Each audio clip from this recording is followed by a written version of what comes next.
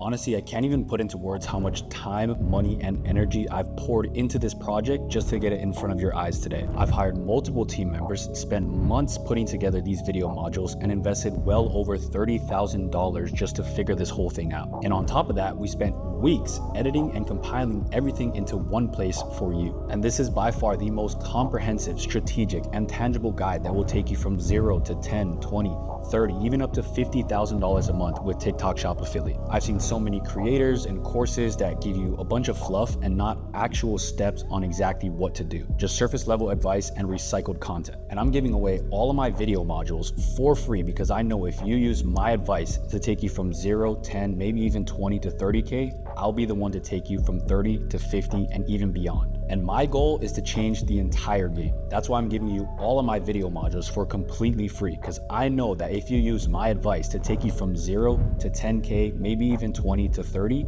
you'll trust me to take you from 30 to 50 and even beyond. And you may be asking yourself, why am I doing this? Because TikTok Shop has taken me from 0 to $30,000 a month consistently, and it's not just me. It's worked for my client Eldridge, who went from $2,000 a month to making $40,000 a month at 19 years old and being able to quit his job working at Target. Jordan started at literally 0, and now he's hitting consistent 30K months, and this month he only posted 12 videos and he's already passed $30,000. And it worked for Max as well. 6 months of joining us and implementing what you're about to learn in these video modules, he went from 0 to $10,000 a month in just 6 weeks. So everything I'm about to show you works, and I'm going to tell you why. So here's a breakdown of everything that I'm going to show you in these video modules. Number 1, the mindset you need to be able to make $30,000 or even $50,000 in a single month with TikTok Shop Affiliate. Because without the proper mindset, you're going to keep giving into your limiting beliefs and you're going to get nowhere. Number 2, how to create TikTok Shop content that actually converts, because people will get a lot of views and no sales because they're not leveraging the systems that we have. Number 3, my full systems that we all use to leverage brand deals to earn flat fees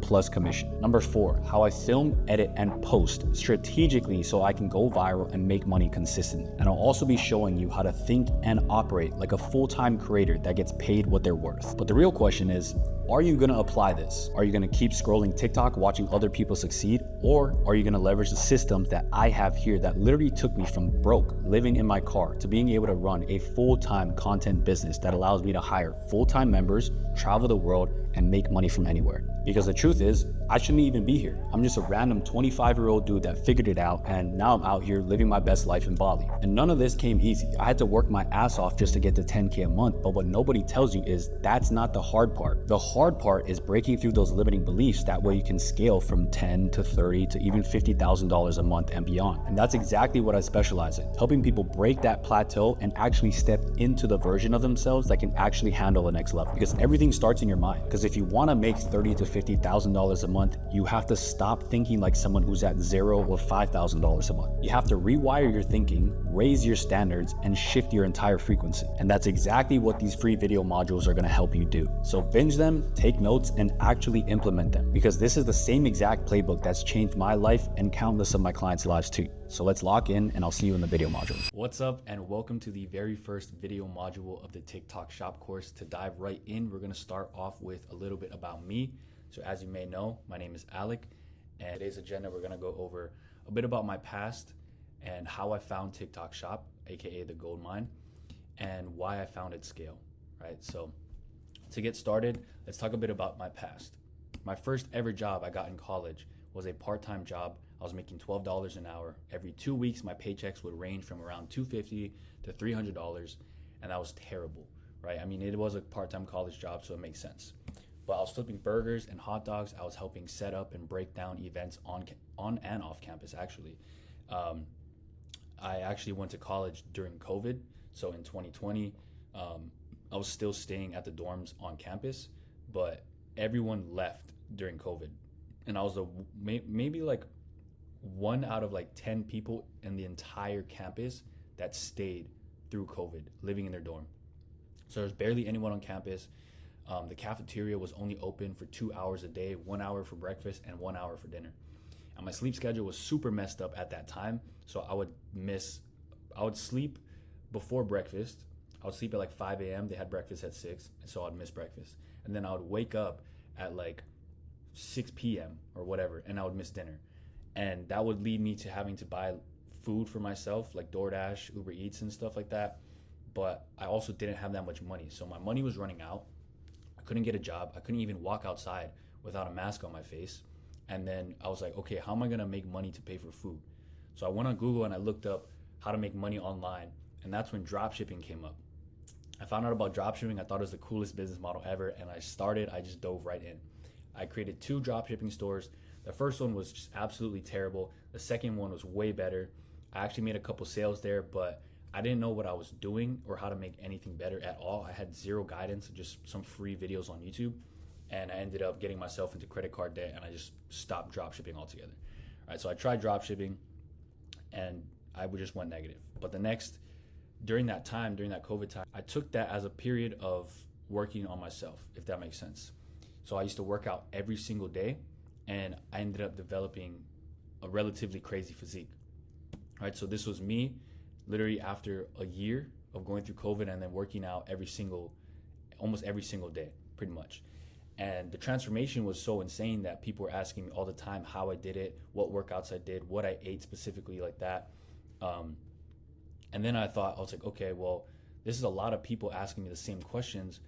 Why don't I create some type of value for them, and that way I can make money off of it too? So I tried, or I didn't try, but I did make fitness coaching plans. I made workout plans.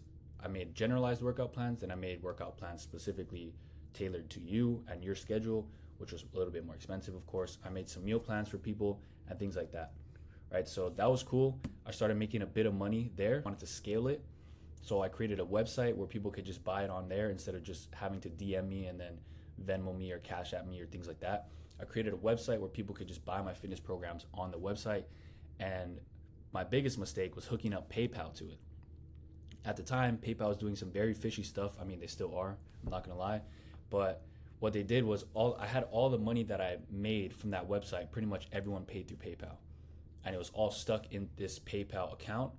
And one day out of nowhere, I was coming back from the gym and I got an email that said, like, my PayPal account was completely banned. There was no way I could appeal it. There was no higher ups I could talk to. That was it.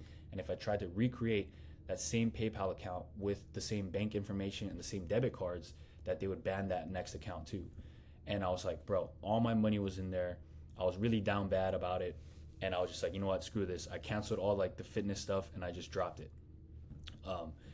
After that, I still need to make money somehow. So I was looking online on TikTok and stuff, and I found wholesale real estate. I did a bunch of cold calling for wholesale real estate. It was actually a lot harder than I thought it was. Then I tried Airbnb, and a lot of people, same thing. You have to cold call landlords, and that took a toll on me. It was really tough. And you also need some upfront capital in order to start Airbnb as well, if you have to furnish that property, right? So those two things didn't work out. But then I found day trading, and I did see some success, actually. But then it didn't last very long. A couple months later, I literally lost like everything. I had like a couple $1,000s in there, and that was a lot for me at the time in college. I lost everything, and I was like, you know what? I'm done. I'm never gonna trade again. But then the next year, I found reselling, and I did resell mainly hats, like you see in this picture, but I also resold shoes too.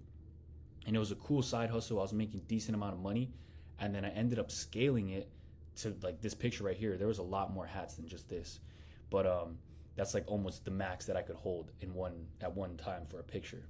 But I ended up building a brand out of this reselling thing, and I would drop merch like every week, and people really liked it. I ended up scaling this brand to multiple 5-figure months consistently in college still. So I ended up pretty much quitting my job. I was making more than my manager at the time, and he was going to school for his master's degree. And I was thinking, okay, if this guy's going to school for his master's degree and I'm making more money than him right now, like, what's the point of continuing school if all I'm going to do is be the same as him, if that makes sense? Because essentially, if I graduated with my degree, I would end up getting his job and doing what he's doing. So I was like, that doesn't make sense. So I was like, you know what? I'm going to drop out of college. My senior year of high school or college, I had one semester left, and I decided, you know what? I'm just going to drop out. I'm going to focus on my business. And it was crazy. Everybody thought I was crazy. But I did it, and it only worked out for a few months after that year ended. Like 2 months after my senior year ended, I was pretty much back to square zero. Honestly, I was like living in my car to try and save money, and it was a really small car. I think I have a picture of it later on that you can see, but it was a really small car. I was living in it. I was traveling too because I wanted to see, different parts of the US and just kind of live that van life. But ultimately it's because I wasn't making as much money as before, and I was scared of it all running out. That was why I was living in my car. But after that, I found remote high ticket sales, and everyone's like, dude, you can make a ton of money here. I invested in like learning the process and everything, and I did learn a lot. I learned a lot, but I just found out that I wasn't really a sales guy to say. So that didn't work out. I barely made any money there, and it was super discouraging because I went through like a 7-month period of where I was just making nothing at all, and I was just really down bad. And yeah. But anyways, moving on, after remote high ticket sales, I was like, okay, you know what, if I can't make sales online, I gotta make some in person. So what I did was I took the money that I had left. I had like $200 left. I put it aside, I put it in my drawer, and I left it there. I busted out my credit card, and I paid for equipment to start curb painting. So I paid for like gloves, I paid for spray paint, tape, number stencils, the cardboard, the bag that you see there. Like I paid almost like $100 as like kind of like a startup fee-ish to start this curb painting thing. And I would go around my neighborhood knocking on doors. And I was like, yo, you guys want to get your, address numbers painted on your curbs? That way the mailman can see it better. And just in case, like at night, if a fire or an ambulance thing has to come to your house and they can't find your address, they're going to see it on the ground. That was like my main pitch. And I would do that for 10 to 20 bucks per, like a piece per house, right? And then I used that money that I made there to reinvest into window washing equipment, which was probably my best decision ever at that point. It was a couple $100s to get all like the equipment and everything like that. And the return was nice. Per house, I would charge a minimum of $150. That's like if they were a 1-story house. If there were 2 stories, it'd be minimum $250. If they were in a nice neighborhood, it'd be like minimum $350, $450, $550. It was like that. It was nice. And I also did roof and gutter cleaning as well. So I got like a ladder, and I was able to go up on people's roofs and clean the roof. And this is the picture right here. So just to gain some context, I was living in this car in the back seat. This is a 2007 Kia Optima. I had a full like bed set up back there. Like I had a cushion with a pillow and a blanket and everything. Like I was living in that car. And you can see like that the ladder, I ratchet strapped it to my roof with some pool noodles. And that was what I was whipping around, knocking doors in. Like when people would ask me, oh, where's like my truck or whatever, I would point to my car and they'd be like, bro, what is that? But that's what I did for door to door. And then I came to realize that like one day it was just super hot. I was annoyed. I don't know what I was annoyed at, but I just got super annoyed, and I was just fed up with door knocking, because I would door knock 10 hours a day, 7 days a week. And some days I would come home and I would have made zero money. And like those days like beat me to the ground almost. And eventually, like 3 months after doing door to door, I was like, you know what, screw this. Like I don't want to continue doing this. I was barely making enough for rent. I was like, I need to find something else, right? So in order to pay rent and everything, the only thing I could think of was starting food delivery apps. So after I did door to door, I did food delivery apps, DoorDash, Uber Eats, Instacart. All 3 of those, I had them on 12 to 16 hours a day, 7 days a week, right? And it was just exhausting. Driving around late at night, picking up people's food, delivering it to them. Like it just felt like a very like low hanging fruit job, if that makes sense. And I wasn't happy there. I did that for about like 2, almost 3 months. And that was it, bro. I was about to give up. I didn't know what else to do. I tried all of these different business models. This is me in my car, down bad after a food delivery like thing. It was like maybe 3 a.m, and I was just like thinking about contemplating my life, bro. Like, what am I doing? Right? I was literally just tired of being broke. I was tired of being a loser. And at that lowest moment, right when I was about to just like give up and just like quit on everything, that's when I came across TikTok Shop. It was crazy. The first full month that I went all in, I made $6,000 in profit. And that was like the most I ever made in a single month that wasn't from my business in college. So finally, when I found something that I made $6,000 profit from in a single month, I was like, holy, this is it, right? This is the gold mine. So I just started going all in. Since then, I've made over 6 figures in profit, and I've generated over $650,000 in revenue. Like, that's just insane. But the thing is, what I want to get through your head is, I'm not special. You guys saw everything that I went through. It's just like, that's just what normal people go through. People hit highs, people hit lows. But the only reason I was able to do these numbers is because I found the correct knowledge that you need in order to create good content and sell products through affiliate marketing, right? I'm not special, but I have developed the proper systems and functionalities that you need to implement into content in order to make this type of money, if that makes sense. Now, why I founded Scale. The reason I founded Scale is because when I first started, there weren't any groups. There might have been, but I haven't heard of any. And I was looking for a community myself of other people that were doing TikTok Shop. That way we could help each other grow, right? So when I saw that I couldn't even find a community for myself, I was thinking, what if I just become the community? What if I create the community? That way everyone can just collaborate within the community that I create. And that's why I founded Scale, because I saw such a high demand and need for creators to all meet in one spot and just build together, if that makes sense. Now, after learning about how to go viral and how to essentially how I cracked the code, I knew I could help other people do it too. So that's also why I founded Scale, because I wanted to teach others, like, this TikTok Shop money is literally life changing. And if I can help other people change their lives, like, why not, right? So that's why I started it. And what I want to mention about Scale is just a few points, right? The things that you'll get by investing in Scale is access to all my proven viral strategies. We have all of these templates, resources, tools all laid out for you, right? If you are in the one-on-one elite mentorship, you'll get coaching calls one-on-one, literally just me and you FaceTiming. You'll also get group coaching sessions with all the other elite members. This is where you're gonna learn and implement all the strategies that I have to offer you guys, right? And the group coaching is amazing. It's literally iron sharpens iron. Every single person in that group, in the elite mentorship group, wants to improve themselves, wants to make more money. And that's exactly where you should be, right? Surrounding yourself with other people that are like-minded. So that's what you'll get in Scale, right? Besides the step-by-step guides, the templates, and resources, it's the community. Now, I want to touch on the path to success, right? The key in Scale Solutions is consistency and dedication. I want to tell you something real quick. The first day I ever posted on TikTok Shop, I posted 3 videos. The first one got 1,000 views within like an hour. The next 200 views. That was it. And I was like, holy, this TikTok Shop stuff is way harder than I thought. I deleted TikTok. I was like, I'm deleting TikTok, deleting all social medias. I'm going to try and get back into sales. I'm going to try and lock in and make money.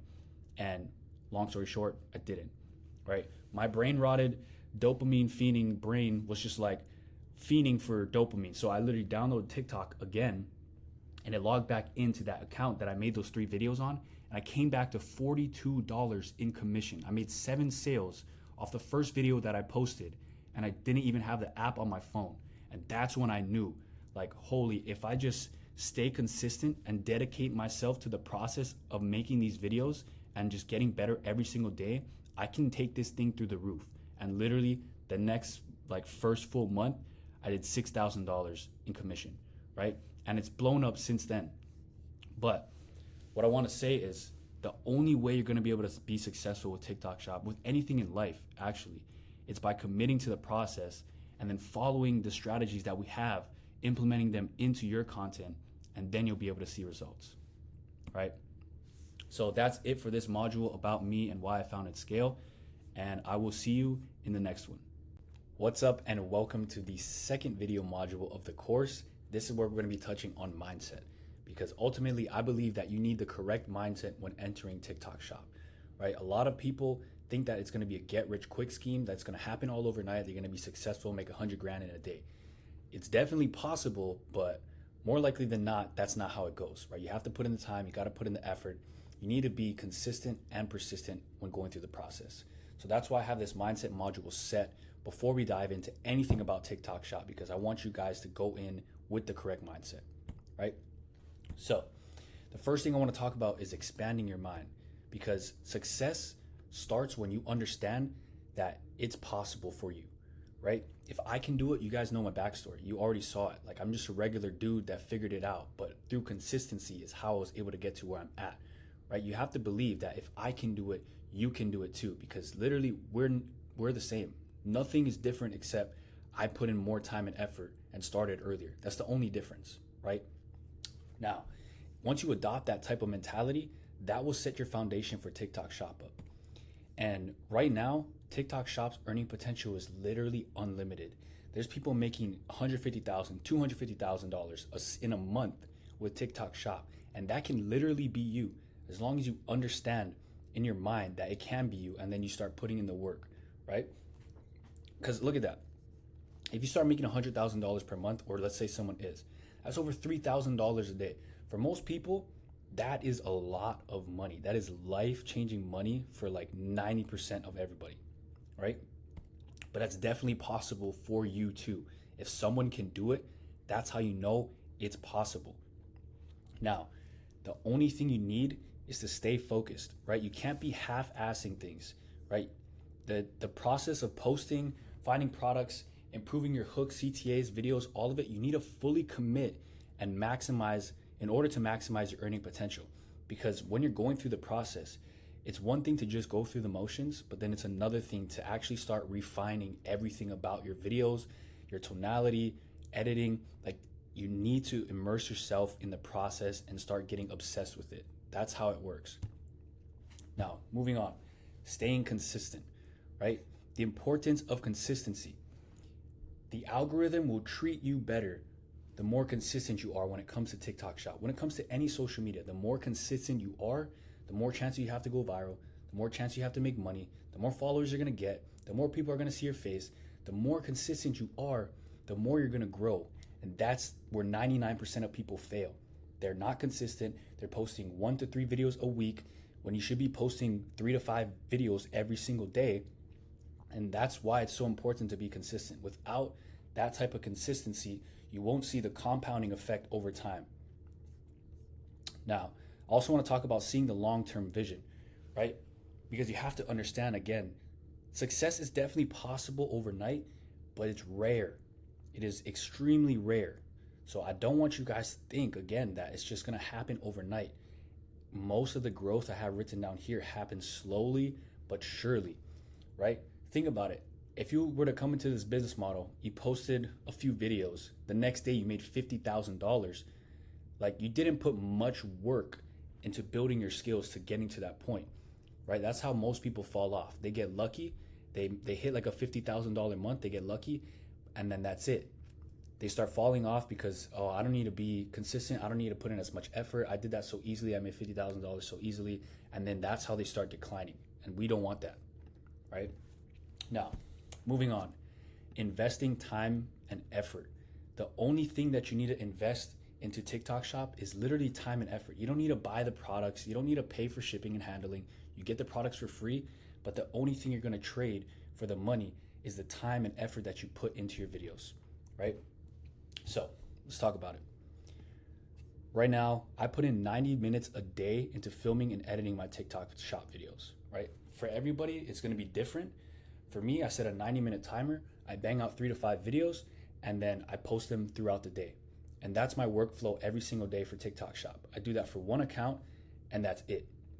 When I first started though, one video took me almost like an hour to film each time. So you gotta keep in mind, I have a lot of experience in filming and editing, so my process is a lot quicker. But there's even people that can bang out like 30 videos in 90 minutes, right? So it's all relative depending on your skill level, right? Now, I have 3 TikTok Shop eligible accounts as of right now. I had 4, one of them got banned because I used the loophole, which I highly recommend you do not do. But right now I only use 1 to post. That way, if that one gets banned, I have 2 extra backups. And honestly, like, I feel like that's the best way, but I know I can make a lot more money if I ran all 3 at one time. But I put a lot of effort and time into scale itself. So that's why I only focus on just 1 TikTok Shop account. And all the rest of my time is just put into building scale and making sure everyone in the community is like a family and we're all making money together, right? But I also wanted to say your results follow your effort. The more effort you put in, the better your results are going to be. That's just like anything else in life, right? You have to be consistent, and that's how you're going to be successful, right? So my first ever, I guess, student that you could say was my boy Tyson right here, right? I taught him how to do TikTok Shop, and literally, well, his very first video that he posted, he got a sale. He was selling this $100 cologne, and it sold out because of him. And that was the first ever video that he posted, right? But also, he started posting consistently for 2 weeks straight. And this video, well, by the time you see it, it's probably going to be at over 1 million views. It's already hitting 800K, and it only took him 2 weeks to achieve this, right? With the time and knowledge and the effort that he's been putting in, right? And over the course of time, he's getting more and more traction to different videos. This, for example, his second performing video right here, second highest performing, over 100K views, right? And that's in literally 2 weeks. His whole account total in 2 weeks has reached over 1 million views, mainly because of this one video, but because he took the time and effort to understand and refine his skills, his hooks, his editing, his pacing, his controversy, all of it. He took the time and effort and invested it. And that's what the results you're going to see, right? So another thing I want to mention is you need to start taking people off of pedestals, right? I used to do this a lot. When I saw people making $100,000 in a month, I used to think, oh, wow, they're like up here, they're at this higher status. But no, like literally every single person is exactly the same. We got the same brain, we got the same two hands, God willing, but like, you'll see what I mean, okay? So why do you need to take people off of pedestals? Because it's dangerous, right? You need to stop comparing yourself to others. Comparison is literally the thief of joy. It's okay to like learn from other people and try and implement what they're implementing, but you don't want to put them on pedestals to thinking like, wow, this guy's so perfect, or all this other things. Like even me, I don't want you guys to look at me like I'm some kind of like God or something. Like I'm not. I'm just a regular dude. You guys need to take these types of people off of pedestals, right? Because you can literally achieve what they have. You can achieve what I have. The only different thing is the mindset. That's why we're going over this module right now. And the hard work that we've all been putting in over months and years. That's the only difference, right? And like I said, I'm just a normal guy. I cracked the code in TikTok Shop, and now I'm here to teach, right? So you guys can literally do it too. If I can make over $100,000 in a year with TikTok Shop, so can you. Like there's literally nothing stopping you except for your mindset. Now, I wanted to touch on how. How do we take people off of pedestals? The only way is to break limiting beliefs. Limiting beliefs are things that you grew up with, maybe someone placed on you, but there's these certain beliefs where you feel like, oh, I can't do this. Oh, that's hard, so I'm not gonna do that. Things like that. Those are limiting beliefs. Oh, I can't make $100,000 in a month. That's impossible. That's a limiting belief. You need to break that. It's gonna take time, but over time, you're gonna start to see like, wow, like I made $1,000. Okay, if I can make $1,000, then I can make $2,000. Oh, I made $2,000 this month. I can make 5, 10, and it'll just compound, right?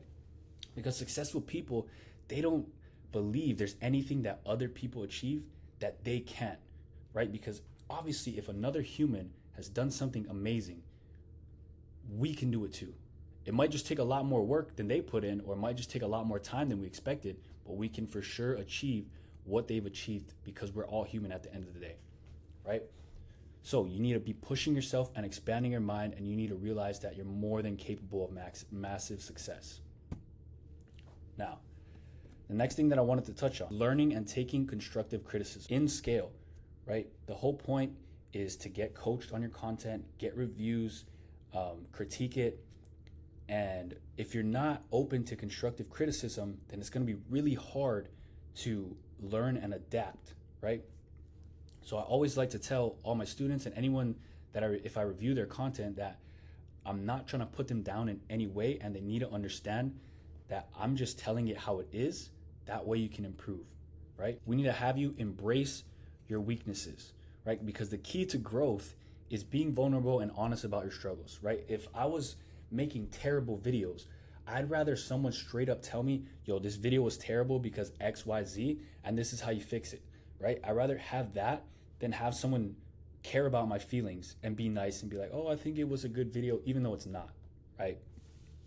So you need to be able to look at your weak points and weaknesses, embrace the fact that you are a beginner, but you need to actively work to improve on those weaknesses, right? Now, external help from me, from any of the coaches, from anyone else in the Scale family, right? You need to be seeking advice from people that you want to be like. All right, so any one of the coaches that are making good amount of money, myself, anyone else in the group that's making a good amount of money, you want to be seeking advice from them. You want to be seeking advice from someone that's already been doing what you're doing, been making the money that you want to make, things like that, right? You don't want to be taking advice from maybe, let's say, a friend or something that isn't even in TikTok Shop. They're not making money online and they're not where you want to be, right? Because there's a lot of people out there that are not where you want to be, and they love to give you advice of what they would do, even though they're not doing what you want to do, if that makes sense, right? So be very selective who you take advice from. Do not let other people discourage you just because they can't do it. They're going to try and convince you that you can't do it either, right? And we don't want that. Now, the next thing I want to talk about is learning from others, right? We need to look at what's wrong in your videos and what's working for them.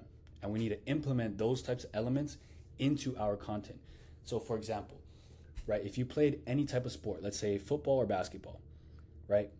At the end, there's gonna be, at the end of like a game, the next week or whatever, you guys have a film session.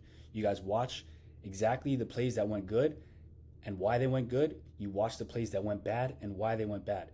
That's the same thing we need to do here with TikTok Shop, right? You need to look at others, see what they did, what's working, and then implement those elements into your own videos, right? Whether it's their hook, it was very catching, or it's very engaging. Their text on screen was like very engaging as well. Their pacing was good. Their CTA was good. Their tonality was good. Those are the things that you need to copy and learn from others so you can implement it into your own content, right? Because when it comes to video creation, there's people that are up here with it, right?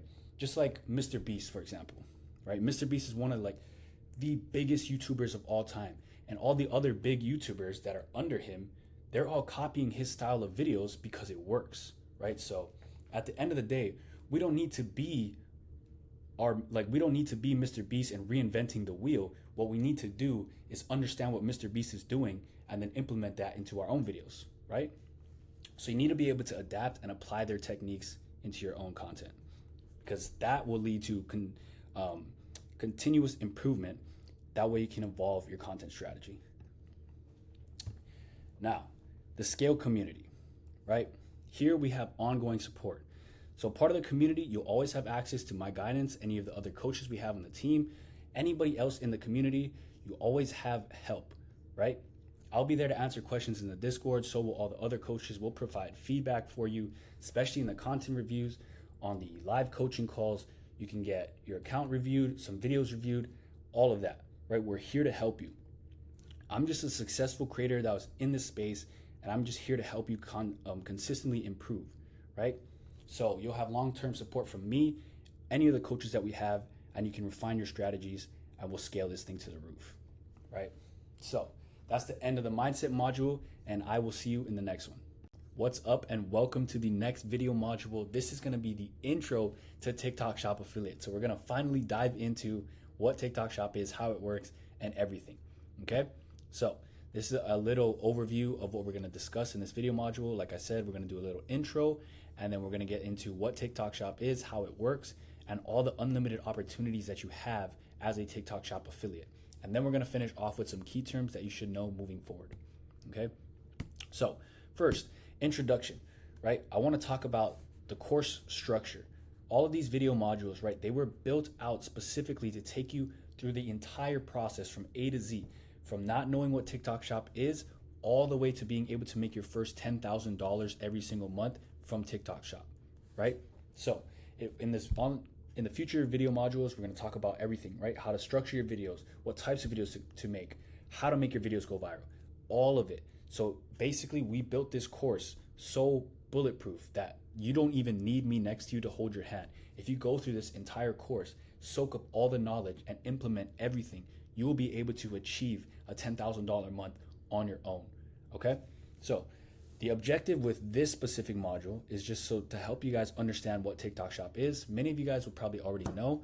But if you guys are complete beginners, this is going to be perfect for you, right? We're also going to help you understand what affiliate marketing is, how it works, and why it's such a big opportunity to take advantage of right now. Okay, so what is TikTok Shop and how does it work?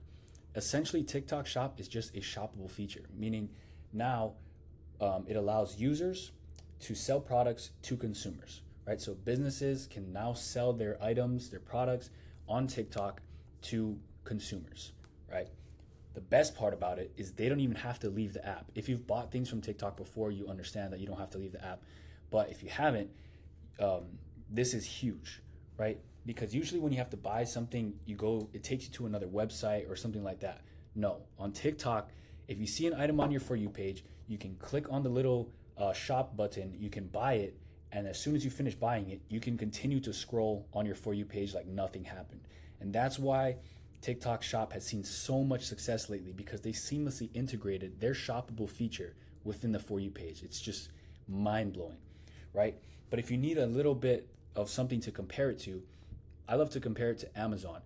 It's basically if Amazon got integrated into TikTok and you could buy everything from Amazon on TikTok. That's exactly how it is. In fact, there's thousands of people, thousands of Amazon sellers that are on TikTok Shop selling now. So it's basically like they combined, right? So for us affiliates, we post shoppable videos where people can buy whatever product we're promoting through our video. We can do live stream shopping as well while we promote products live. And then people can stop in the live, see what we're talking about, see us using the product and how it works, explaining it to them, answering their questions live, and then they can buy it through there too, right? And I love the fact that TikTok wants everyone to make more money. So the first thing they decided to do was create an affiliate program for us creators, right? I love it. Right now, there's over 100 million active users on TikTok Shop, meaning active consumers. Over 100 million people have bought something on TikTok Shop so far, right? Probably even more by the time you see this video. But how does it work exactly, right? The first thing I want to mention is sellers send affiliates free samples, right? So for example, I got this wallet on TikTok Shop for completely free. A seller sent it to me, and now I get to promote their wallet, and I just have this for free, right? So that's how it works. Sellers will send you products for free. The next step, what we do is we create videos for them. So I created a bunch of videos on this wallet specifically, and then we get paid commission for every single sale that we generate. So this wallet, I don't know, I think it's maybe 10% commission. Every time I sold an item, I'll get 10% of the sales that I generate, which is nice. I don't have to handle all the headache of the shipping, the handling, angry customer reviews. I don't have to deal with all of that. All I have to do is create the videos, right? Now check this out. Why become an affiliate, right? Ultimately, I became an affiliate because of the time and financial freedom. If I'm able to make $10,000 a month from creating videos on my phone and I can be anywhere I want, that's the life that I want to live, right?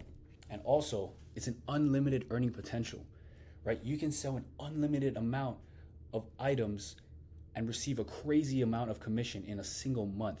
The opportunity is endless. It's not like a regular job where you show up and you know exactly how much you're gonna make for the hours that you put in, right? Sometimes a video might take you 5 minutes to do, or even 1 minute. You might not even try that hard on it. It blows up and you make thousands of dollars on it. And that's insane, right? Unlimited earning potential. Now, moving on. The explosive growth of TikTok. Look at this. There's over 1 billion active users on TikTok. Not all of them are active consumers, but they can turn into consumers, right? Over 1 billion people. That is huge. That is insane. And the growth of e-com is just blowing up too. People rather order food online than go pick it up in store. You know, like that's where the world is moving now. That's where we need to be, right? I also want to mention that there's a low barrier to entry, right? The only cost that you need to provide up front is if you want to buy an account. You don't need to. Some of you guys have accounts that are already eligible, or you guys are going to grow them. Like, there's a low barrier to entry. You can essentially start this for completely free, right? And you don't need a physical storefront. You don't need to sign up, create an LLC, and start, selling your own products, you don't need to do that. We don't need to handle all that. All we do is create videos, right? So the diverse monetization options, affiliate marketing is literally it's insane right now. All you have to do is create videos on products, promote them, and then get paid for it. Like, I don't know if you guys understand like the golden opportunity of this. Like I said, you could be anywhere at any time and make this type of money, right? You could be sleeping. You might wake up like I did one time. One night, I woke up the next morning to $3.3 thousand in commission overnight because I was selling these couches and I completely sold them out for the company. I woke up the next morning, 3.3K in my earnings, and I was like, holy, you know what I mean? So what I wanted to touch on was also sponsored content and brand deals, right? So if you do good enough on a video, the company will run ads on your video and it'll become sponsored content. So they're gonna literally put money behind your video. That way it gets pushed out to more people and you guys can all make more money, right? And let's say you do really good, or like let's say I sell this wallet and I sold like 1,000 of them, right? I have proof of going viral. I've sold a lot of them. The brand can offer you a brand deal, or you can even ask for a brand deal where I'll say, okay, I approved that I can sell this wallet, but now if you guys want me to create more videos on this wallet to sell it even further, you're gonna have to pay me an upfront flat fee of X amount of dollars for X amount of videos. Like, that's where you start relying on not just commission, but you start earning base pay for your skill level, right?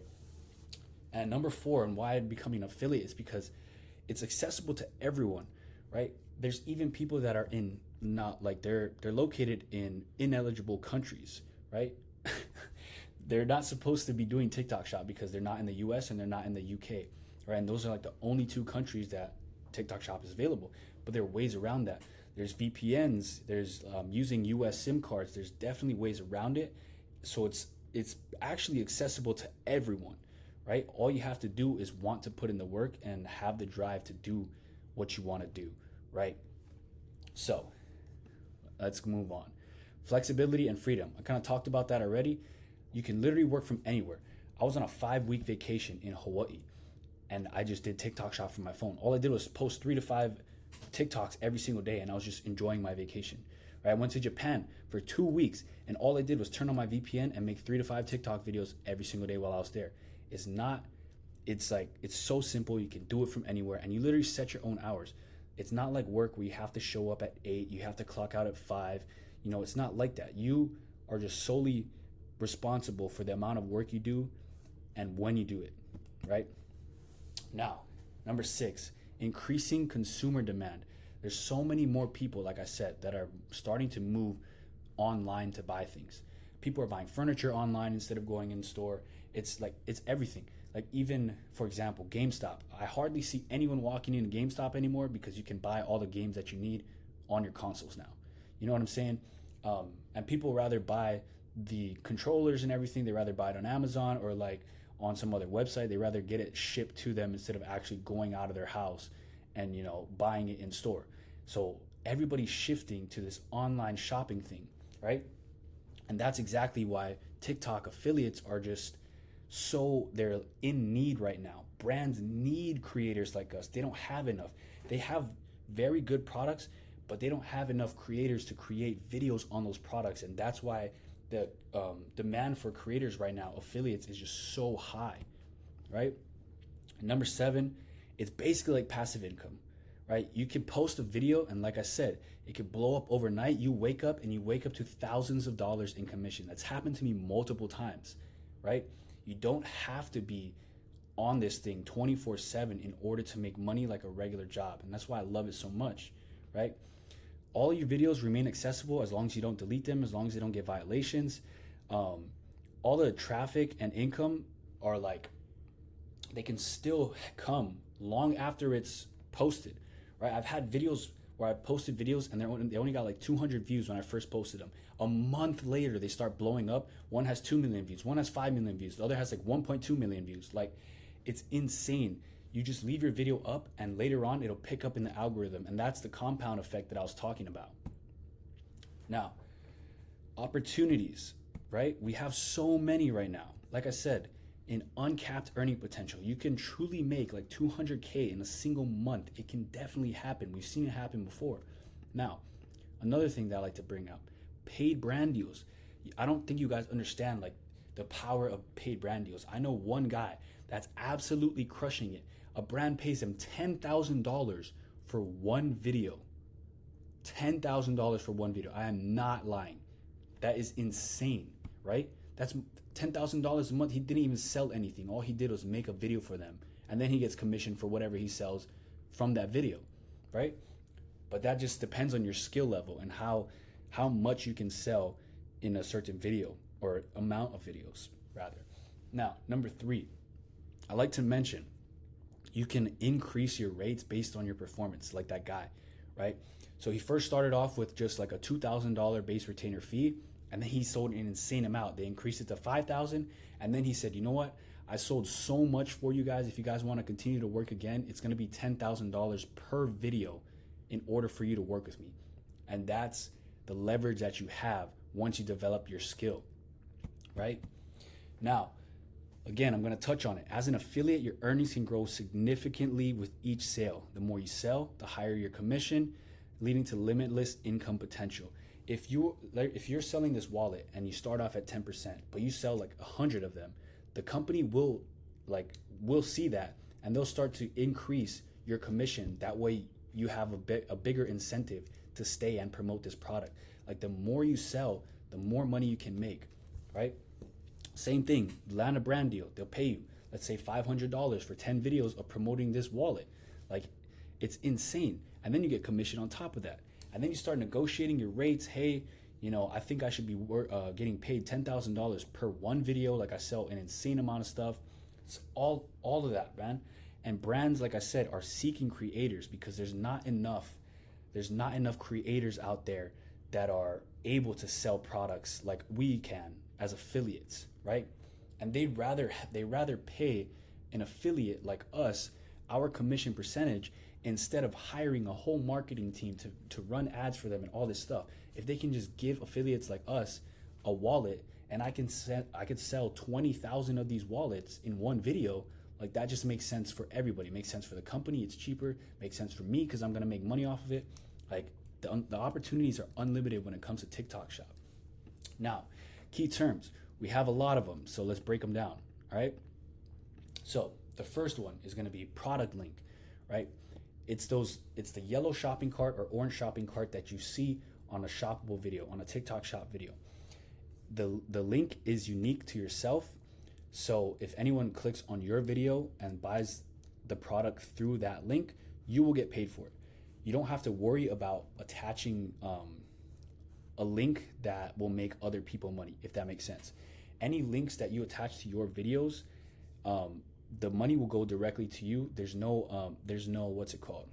There's no confusion when it comes to adding a product link. It's not like, I have to choose the link with my name on it. No, it's not like that. Like, you just choose the item, and then all the money that you make will go directly to you. So you don't need to worry about mixing up links, right? Now, commission. That's a pretty self-explanatory thing, but it's the percentage or flat fee you earn from every sale, right? So that was pretty self-explanatory. The next one is conversion rate. So conversion rate is the percentage of users who click on your link and make a purchase, right? Because you are converting a viewer into a paid customer. So that's what your conversion rate is. Now, the next thing is engagement. A lot of people don't really understand what engagement is, but it's every single way that someone can interact with your video. Like, comment, share, save, download, all of it, copy links, all of it, even just a view, all of that is engagement. Okay. Now, niche. This is pretty self-explanatory too. Most of you guys have heard of it, but I'm explaining it just in case you haven't, right?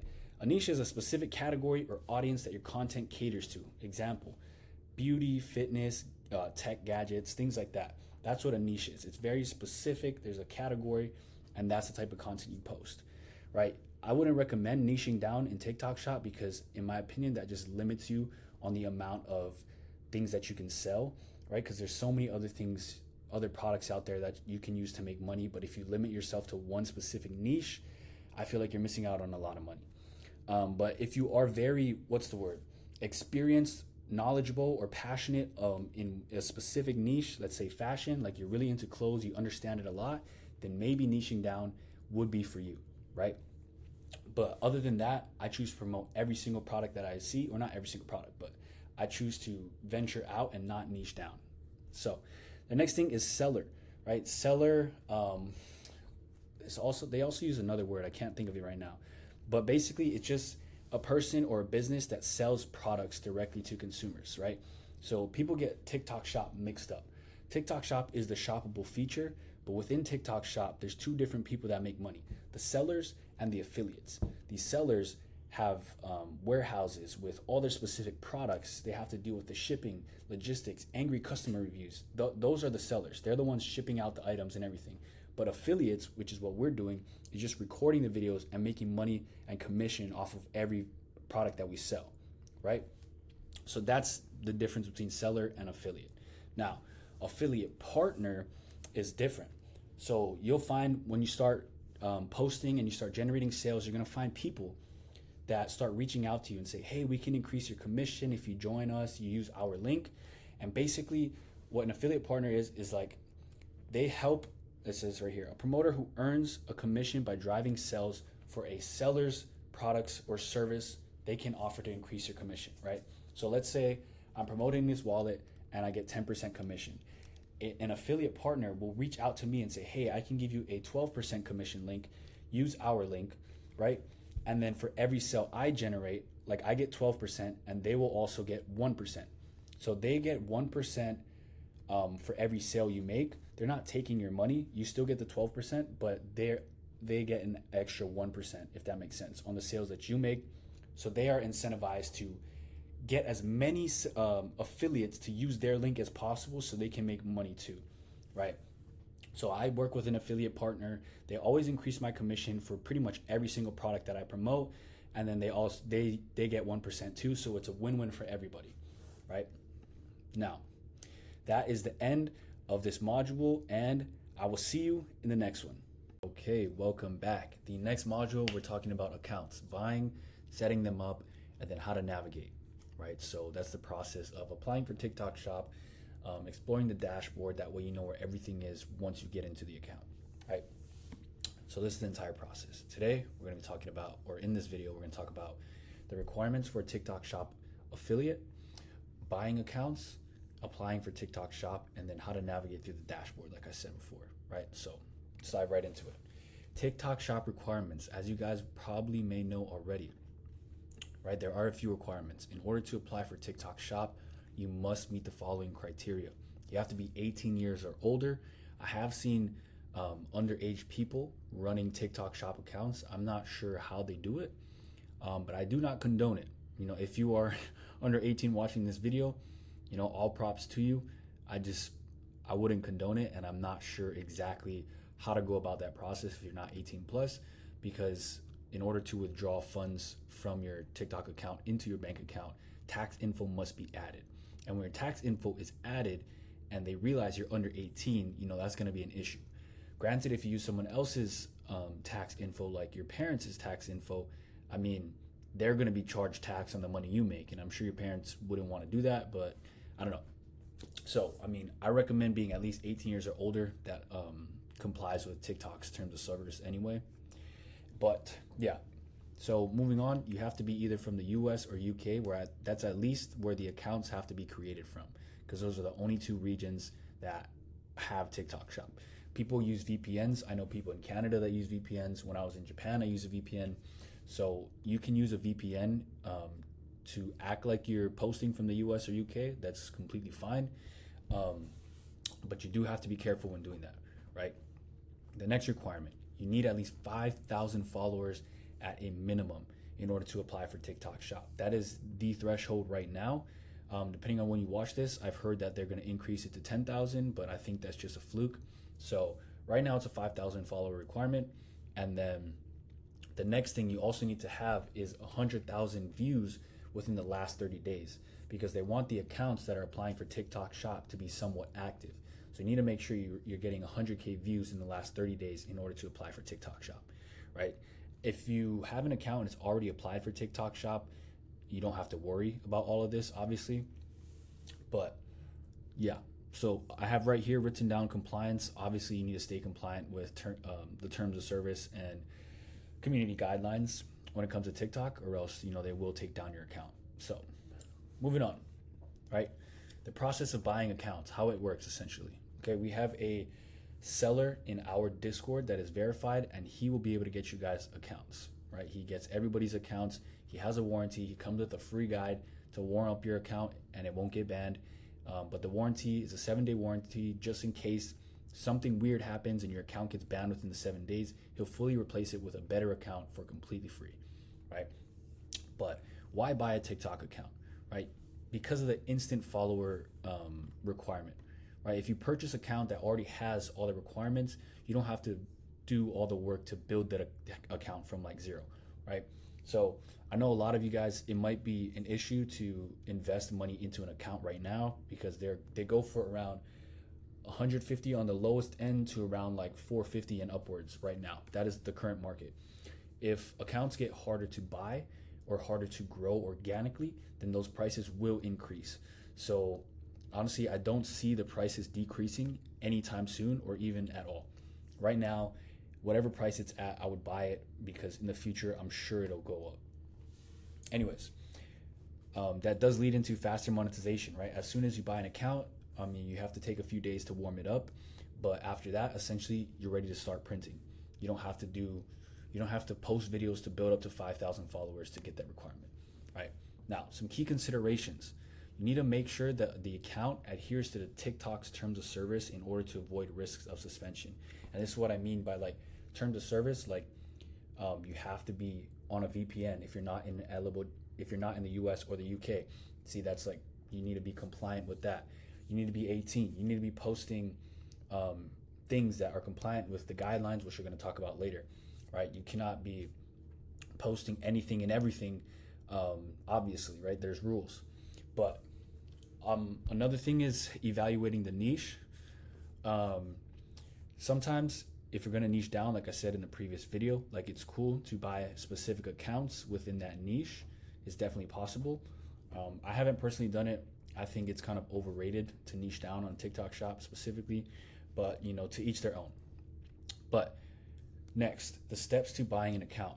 So like I said, in our Discord community, in Scale, we have a verified account seller within our community. So what you do is you open up a ticket, you reach out to us, you let us know which account you want, and then our account seller and I will talk you through exactly how the process goes, processing the payment, getting you the account, making sure you're logged in and all good to go. And then we also give you that warm-up guide. That way you don't get immediately banned for messing with the account in ways you're not supposed to, right? It's very easy steps to follow on that guide, so don't worry about messing anything up. As long as you read it and just follow it step by step, you'll be completely fine, right? But what do I mean by warming up the account, right? So warming up the account, basically, it's literally like a gradual reestablishment of engagement on the account. Because if you're buying it from, let's say, wherever the account seller is, right? Whether he's in a different country or whatever, you buy the account and now it immediately switches to the US in like a minute or so. You were logged in here in this country, now you're in the US. That triggers alarms on TikTok's end, right?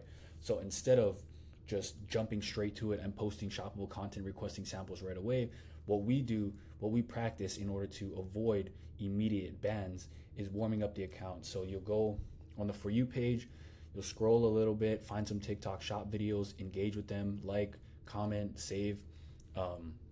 Obviously, don't be spamming on it. Don't be like liking every single video, saving every single video, comment every single video. But just a few times, you want to act like a normal person using TikTok in order to warm up the account. That's essentially what it means, right? So again, it's important because if the account is inactive and TikTok just sees you immediately switching IP addresses and you're starting to post, that's a red flag that we want to avoid. So next, moving on. Alternatives to buying an account.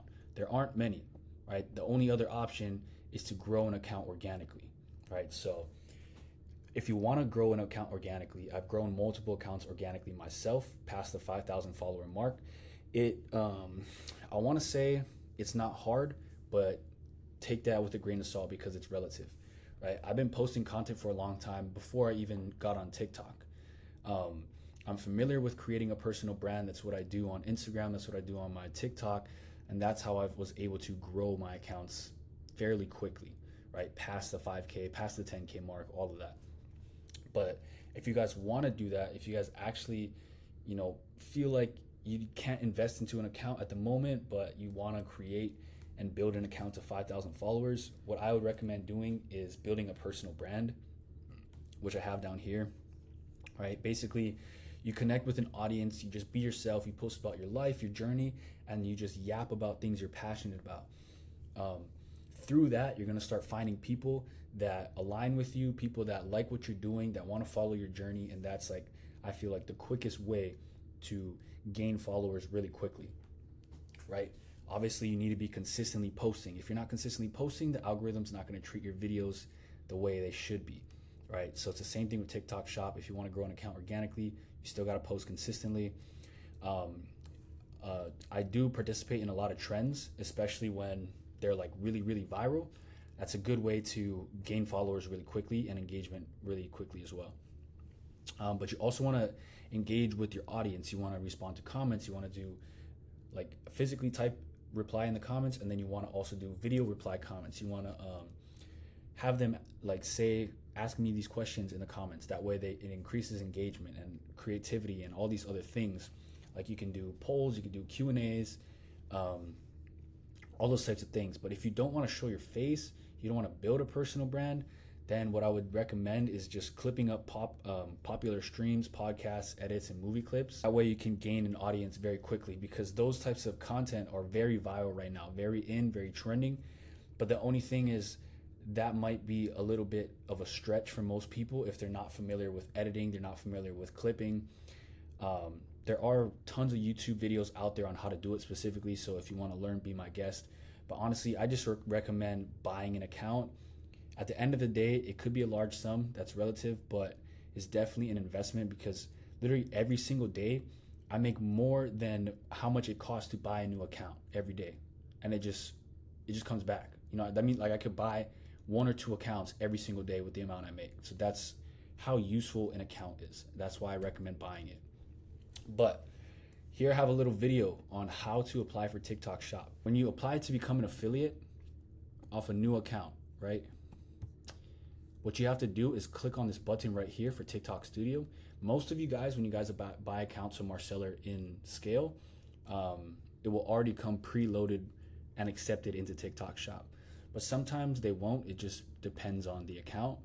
But if it's not applied or ready for TikTok Shop, this is how you're gonna do it. You're gonna go to your homepage on your profile. You're gonna click on TikTok Studio. As soon as you click on TikTok Studio, all of these monetization options pop up right here. So we got work with artists. You can make money this way. This is what we're gonna focus on though. TikTok Shop for creator, right? Like I said, seller and creator are two different things. If you want to sell your own products, your own physical products, you want to ship them out and everything like that, there is another option right here that you can't see, but it's TikTok Shop for seller. Your account will turn into a business account, and you won't be able to use a lot of trending sounds because they're technically copyrighted, right? But what we focus on here is TikTok Shop for creators. So if you click on that, it will tell you to apply, and all you have to do is just put in your information, and that's it. They'll approve you within 1 hour to 1 day, and then you'll get access to this TikTok Shop Creator Center, right? So this is what the dashboard looks like. This is where you're gonna see your commission, how much you did in sales, how much views you're getting on your videos, and you're gonna have access to all these other this TikTok Shop toolkit right here. So let's go through the video. When you access the TikTok Shop toolkit, you have access to the product marketplace. This is where you're going to be able to do product research, find any products that you want to buy or request samples for and promote, like managing your showcase. Basically your showcase, I'll talk about it a bit later. So that's basically how to apply. But let's see in a second. In this earnings tab right here, click on it, and you're going to see right here. So pending balance is how much you have available for you to withdraw into your bank account. So that's the commission you made that already settled, and you can withdraw it, right? But you cannot withdraw anything without adding your bank account info and your tax info. So after you sign up and you're eligible to promote as an affiliate, you're gonna wanna go to the earnings tab right here, Click on it, and you're gonna wanna add your tax info like we have here on this screen recording. It's just very simple, your name, address, things like that. And then, yeah, that's your account. It'll be fully set up and ready to promote. Now, moving on, right? So navigating through TikTok Shop, there's a lot of different buttons in the toolkit, and we're gonna break them down, right? So again, once you are applied to TikTok Shop, you will see this little, it looks like a shopping bag right here. That's what we're gonna click on to access the TikTok Shop dashboard from now on. So you click there and you'll see this TikTok Shop Creator Center. We're gonna click on that, and that's gonna give you access to what we saw earlier. This is where you're gonna be able to see your commissions, how much product views, and how much generated revenue you're at, right?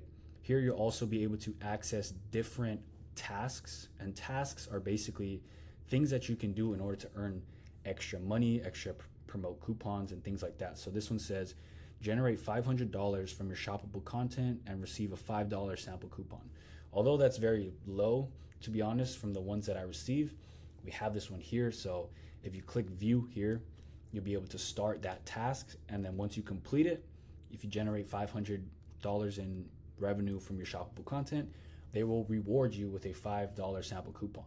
Obviously, the more that you sell, the bigger the incentives are, right? So those are some nice things that you have as well. But here we're gonna look at the TikTok Shop toolkit because there's a lot that goes into it. So right now we clicked on the product marketplace. If we go back a little bit, we clicked on this button right here, product marketplace. So this is how we're gonna be able to find free samples, right? It can be overwhelming. You can search for any product in the world. So it's a little bit hard, but what I like to do is I kind of like to just scroll down a bit until I see this sidebar or this bar up here that opens up. You scroll down a little bit, the bar will pop up. And what I like to do is filter by free sample. So I like to click that button, and now it'll show me every single item available for a free sample. That means I can request any of these and they'll send it to me for completely free in order for us to promote, right? So in order to request a free sample, we'll click on a product right here. This menu will pop up. And as you can see, it says get free sample, request from seller. We're gonna click on this button right here. You have to choose the item which you want because sometimes there's gonna be different variations of the item. You need to choose specifically which one you want, right? So this one only has one variation, so we're just gonna go with the default camera. You press that button, request free sample, and then that's it. It'll send a message to the seller. Make sure your mailing address is accurate. That way they can send it to you, and that's it. They have 7 days to approve your free sample. They can also reject it during that time as well. But yeah, moving on, we're gonna check out the rest of the toolkit. Right here, we clicked on the showcase button, and these are all the products that you added to your showcase.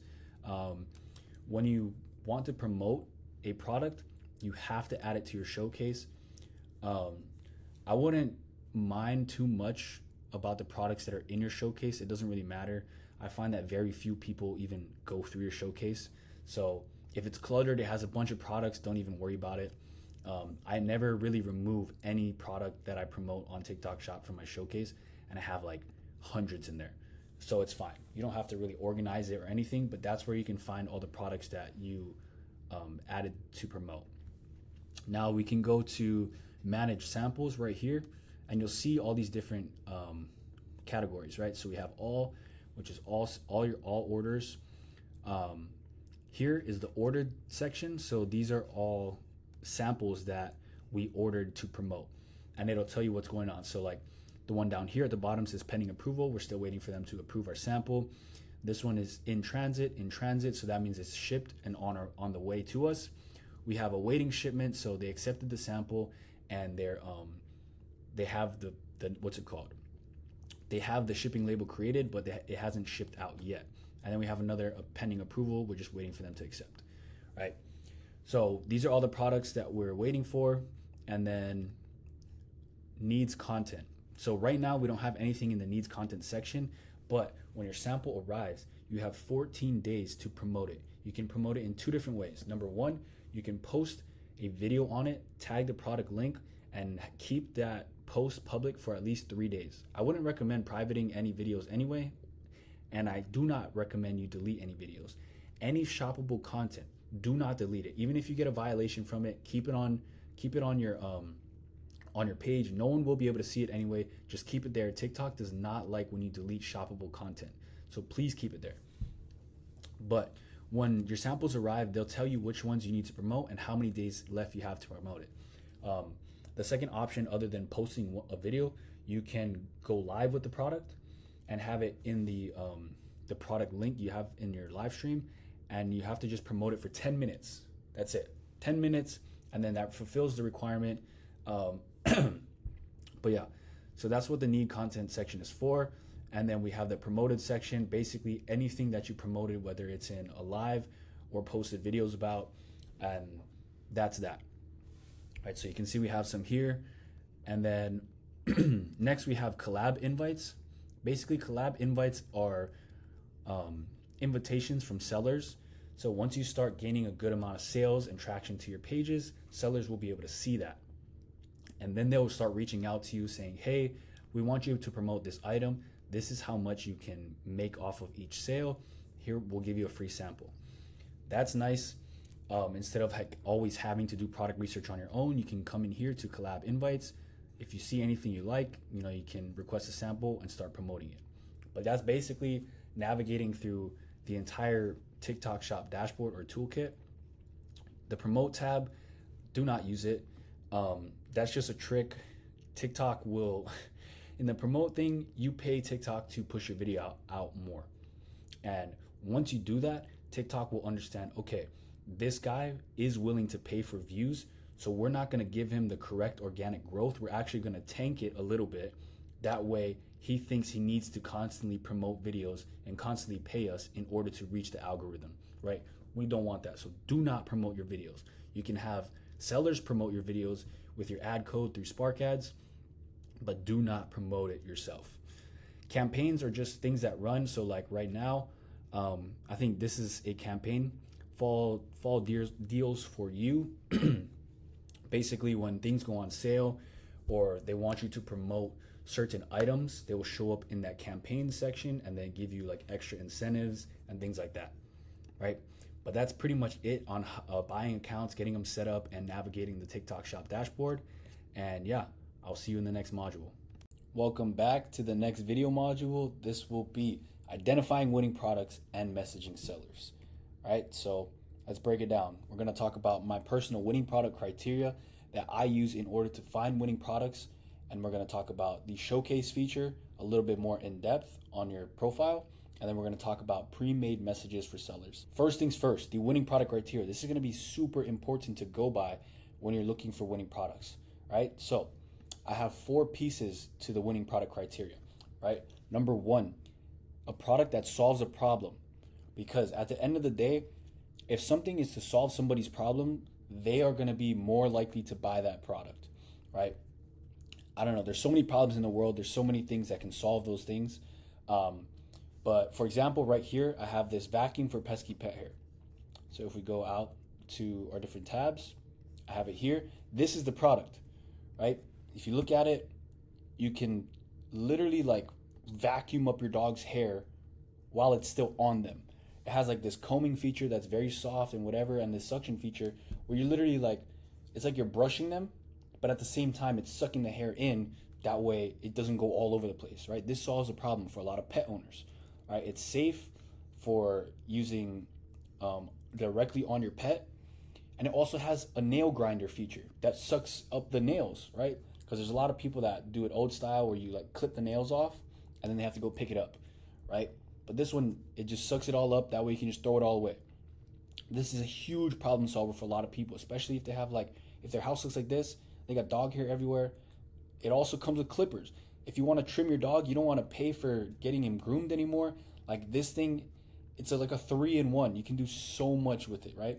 This is a great example of a product that solves a problem. Number 2, we have affordable deals, right? So you want to find things that are essentially are cheaper on TikTok Shop than you'd find anywhere else, in store, online.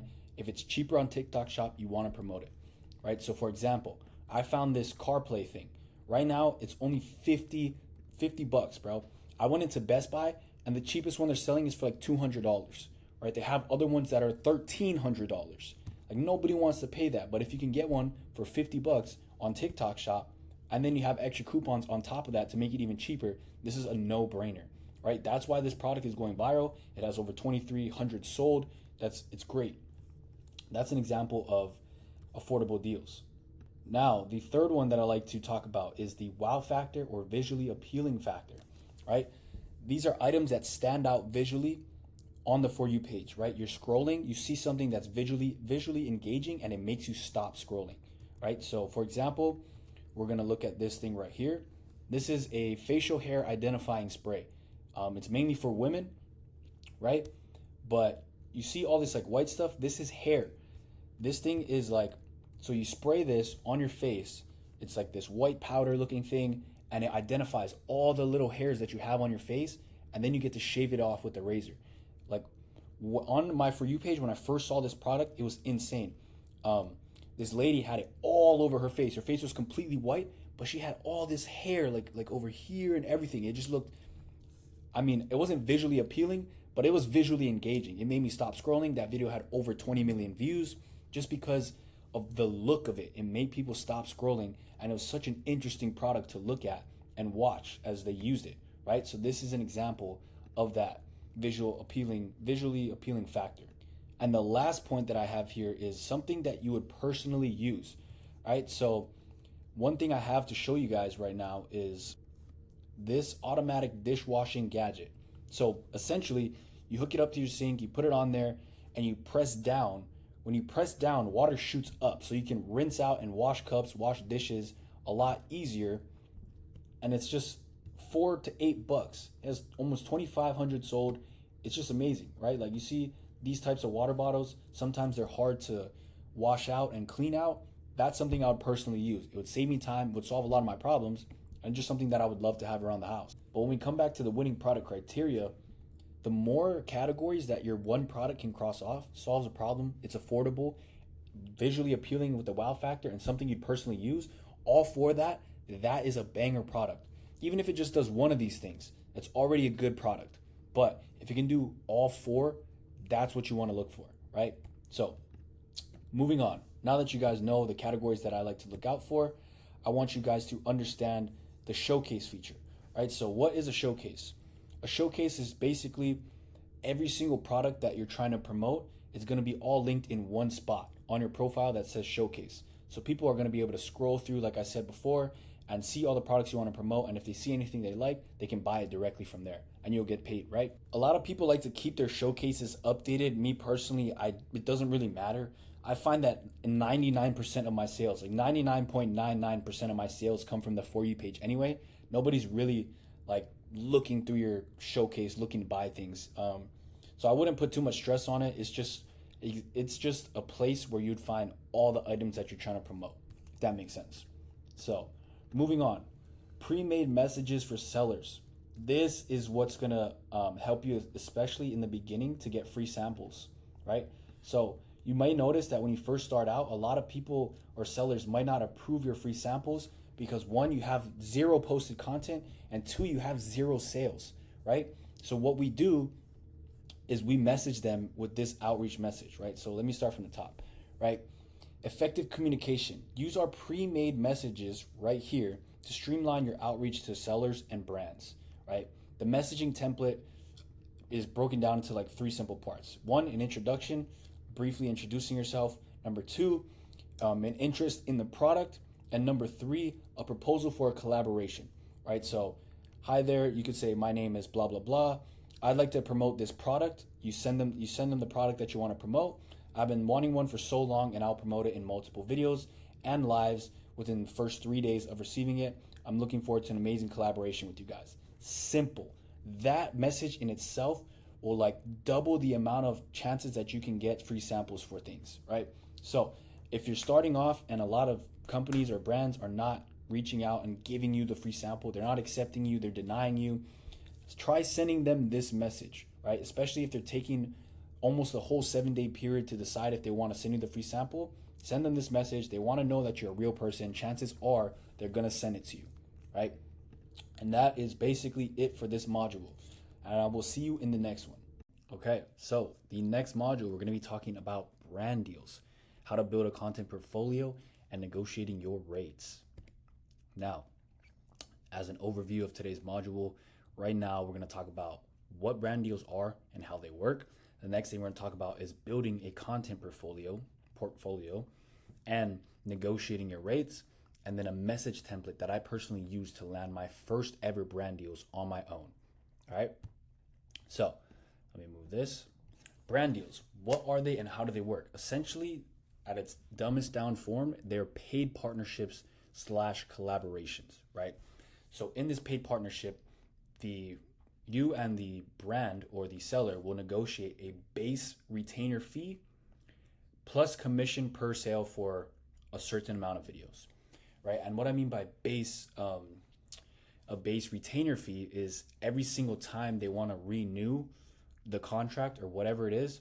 Let's say you post 10 videos, right? For them, every time they want you to post another 10 videos, they have to pay you this fee again in order to initiate this partnership, right? So for example, if you're going to charge $500 plus 20% commission for 30 videos a month, if they want to work with you again, then they will pay you an extra $500, or you guys can talk about even increasing that rate if you are performing well for their brand, right? You can also talk about view bonuses, meaning like if you maybe get every 1 million views, you get an extra $200, some things like that. And GMV incentives, basically revenue generated incentives. Like if you hit 100K generated sales for that company or brand, then they're going to incentivize you by giving you money or like a certain gift or something like that, right? So that's essentially how brand deals work, right? And now with brand deals, you won't have to rely on just pure commission anymore. You get that base fee, which is nice, right? And then of course, if the partnership goes well, you can always continue to renew it and keep promoting that brand. Now, the next thing, content portfolio, right? So the importance of a content portfolio, literally to showcase your work, right? So in your content portfolio, I like to use Notion. That's where I personally have mine built out. I would show you guys it, but there's a lot of sensitive information out there on different brands and stuff like that, so I can't really just share it. Two, you could use Canva, which is what I use to create all of these video modules and PowerPoints, or you could use Cardco. I do know a guy that used it before for his content portfolio, and it's very nice. It looks like a website, and you kind of just scroll down and you can see all of his best content, his best works, previous brand deals, how much he's generated, and all these things, right? That's all the stuff you want to include in your brand deals. So you can include testimonials or feedback from past brands. If you don't have any brands that you've worked with, what you want to do is highlight your engagement metrics. So followers gained in like a certain period of time, right? You also want to do monthly revenue generated and lifetime revenue generated, right? You want to also add your top performing videos overall across all your accounts. And then also for every month, you want to categorize that as well. But I do highly recommend you make it clean and visually appealing and easy for the brand to understand and navigate, right? That's why I like to use these three softwares right here, because these are the cleanest and the easiest way for brands to understand and look through your portfolio, right? But again, when you're doing the content, you want to have it organized by category. So we have product reviews, tutorials, unboxes. You can get super detailed. So like if you have a bunch of different viral videos, you can have all the videos there, and then you can also have them all categorized. That way the brand can look through it and be like, okay, this category of content works best with our product specifically, so let's check out how he does here and things like that, right? So a content portfolio is very, very key to landing at least bigger brand deals, right? When I first landed my first couple brand deals, I didn't have a content portfolio, but also they were very small brand deals, like anywhere from like $100 to $300 as like a retainer fee, right? But as I grew my content portfolio, I'm now having brands pay $1,000 to $2,000 a month for 30 videos a month, right? So like the content portfolio just provides feedback and everything, and just overall showcases your work in a very professional manner. That way brand deals come more easily. But this is how I landed my first ever brand deal. So I crafted up this message by myself. I didn't use ChatGPT or anything, but this is a message template that I use and I sent to every single seller that reached out to me on TikTok. Because you're gonna find there's so many people reaching out to you, different brands. Some are like, look scammy and stuff like that, but I sent every single person at the time. Now I don't really do this, but when you're first starting off and you wanna get brand deals, this is what you gotta do, right? So let's go over the message, right? Hey, thanks for reaching out and showing interest in my videos. At the moment, I have multiple offers from different brands and I'm only looking to work with brands via paid partnerships, meaning a base retainer fee plus a competitive commission percentage. After reviewing your brand and products, I am confident I can generate more sales for you. If you guys are open to that type of partnership, I'd be more than happy to discuss things in further detail. Boom. That's all you need to send to every single brand on TikTok that messages you. You're going to get a lot of no's. There's going to be a lot of people like, no thanks. But there's going to be a lot of other people like, okay, what are your rates? And that's when you're in. I mean, not fully, but like you're 50% of the way there. Then you start negotiating your rates and things like that. And then that's how you land your first brand deals, right? Also, once you do have the content portfolio, after you send this message, you just send them a link to your content portfolio, right? So I send this message and then I send the link to my content portfolio and then boom. The seller gets back to me, yes or no. If it's yes, we start negotiating the rate. This message is the same thing. It just talks about the link. With this link, you can check out my content portfolio. It contains all my previous works with other brands and highlights some of my most viral videos and generated revenue. And then I send them the link, right? So that's fire. That's how you land your first brand deals. Copy and paste those messages. Obviously, the better you have, or the more experience you have, the more sales you generated, the more viral you get, the bigger and bigger brand deals you can land, right? So that's it for this module, and I will see you in the next one. All right, so the next video module we have is video types, and this is gonna be one of my favorite video modules, so let's dive right in. The 4 video types that I like to create. Number 1, storytelling. Super effective. One of my most, or a few of my most viral videos are from storytelling. Number 2, skits. This is the easiest and most fun way to go viral, and it typically doesn't take that long. Number 3, Memify. This might sound weird, but when you watch the videos that I'm about to show you like later on, you'll understand, okay? And number 4, displaying product functionality. That's gonna be for a lot of faceless people. You can also display product functionality while showing your face as well. But moving on, storytelling, right? To understand what storytelling in TikTok Shop is, it's like you're telling a story, right? You have to create some type of story, whether it's a real scenario or a fake one. Typically, I like to use fake ones just because it engages people more. I can add controversy to fake stories. I can make it so unbelievable, but at the same time, kind of believable. But the purpose is to create this new avenue of promoting a product without trying to shove a sale down someone's throat. Rather, just tell a story of your experience or someone else you know's experience and how the product ties into that story, right? You'll see what I mean when I start sharing some video examples. But some things that I like to write down about how to create a compelling story, right? You need your characters, you need your setting, you need some conflict or challenge, and you need the resolution, and very last at the end, you need a CTA, right? So let's break that down a little bit more. Characters. In my storytelling videos that you're about to see, me, myself, and a fictional character are the only 2 characters in my story. You can have multiple fictional characters, but you'll see what I mean. Setting.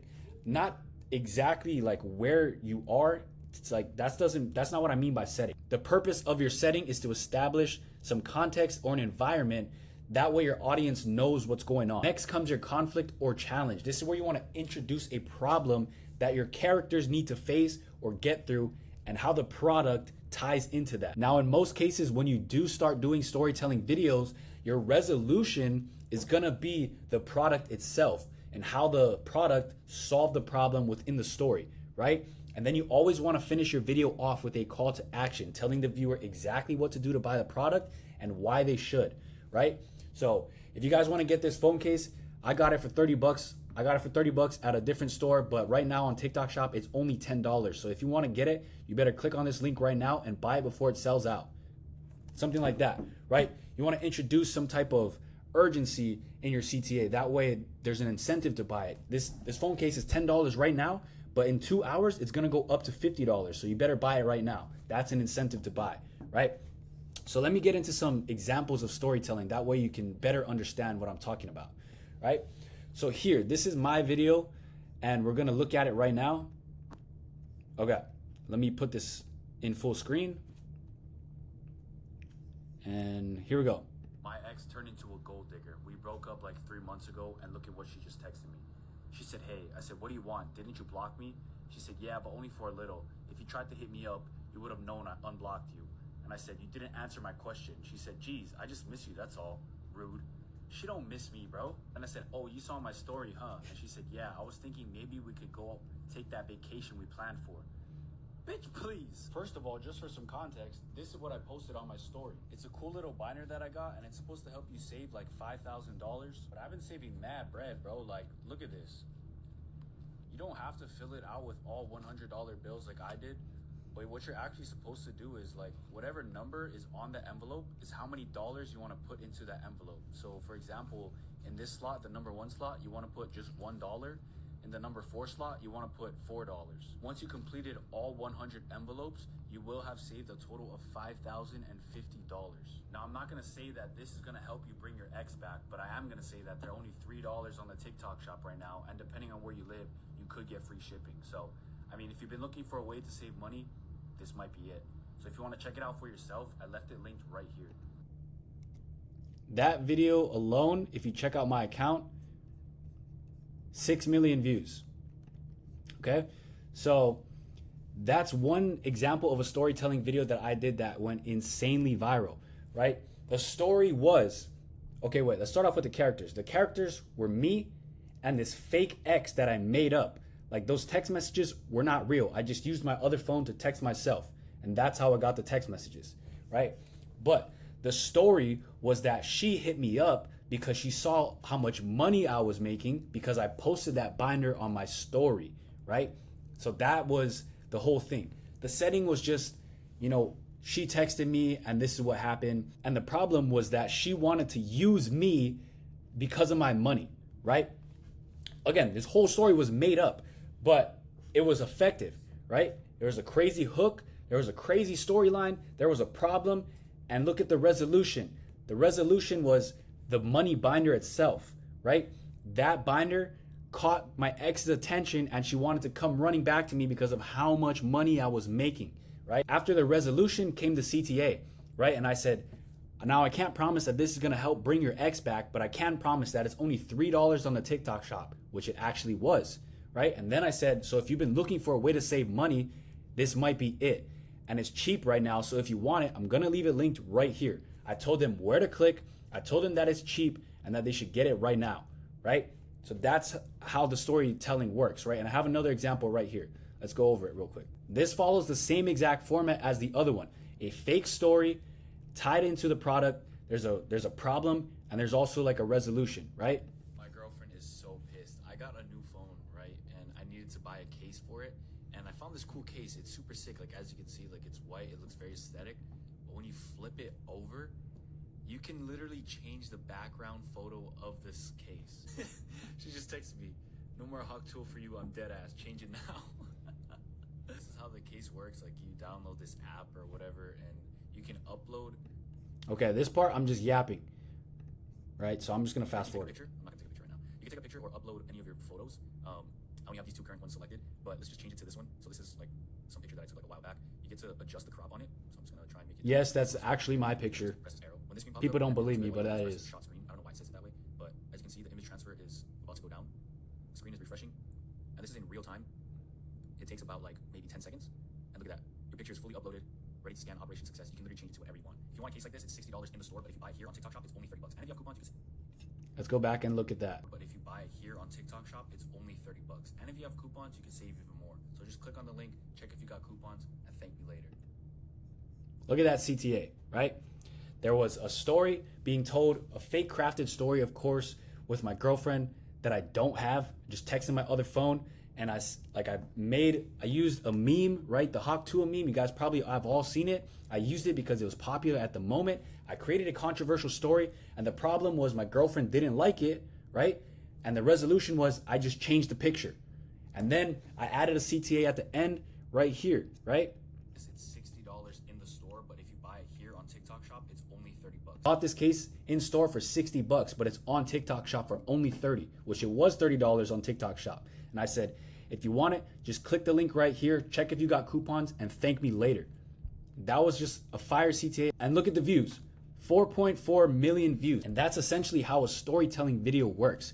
You just craft a story. It could be a real one, it could be an over-exaggerated one like mine, but you have to come up with some type of characters, some type of setting. There has to be some type of problem, resolution, and then you tie that all together with your CTA. Now, the next video type are skits.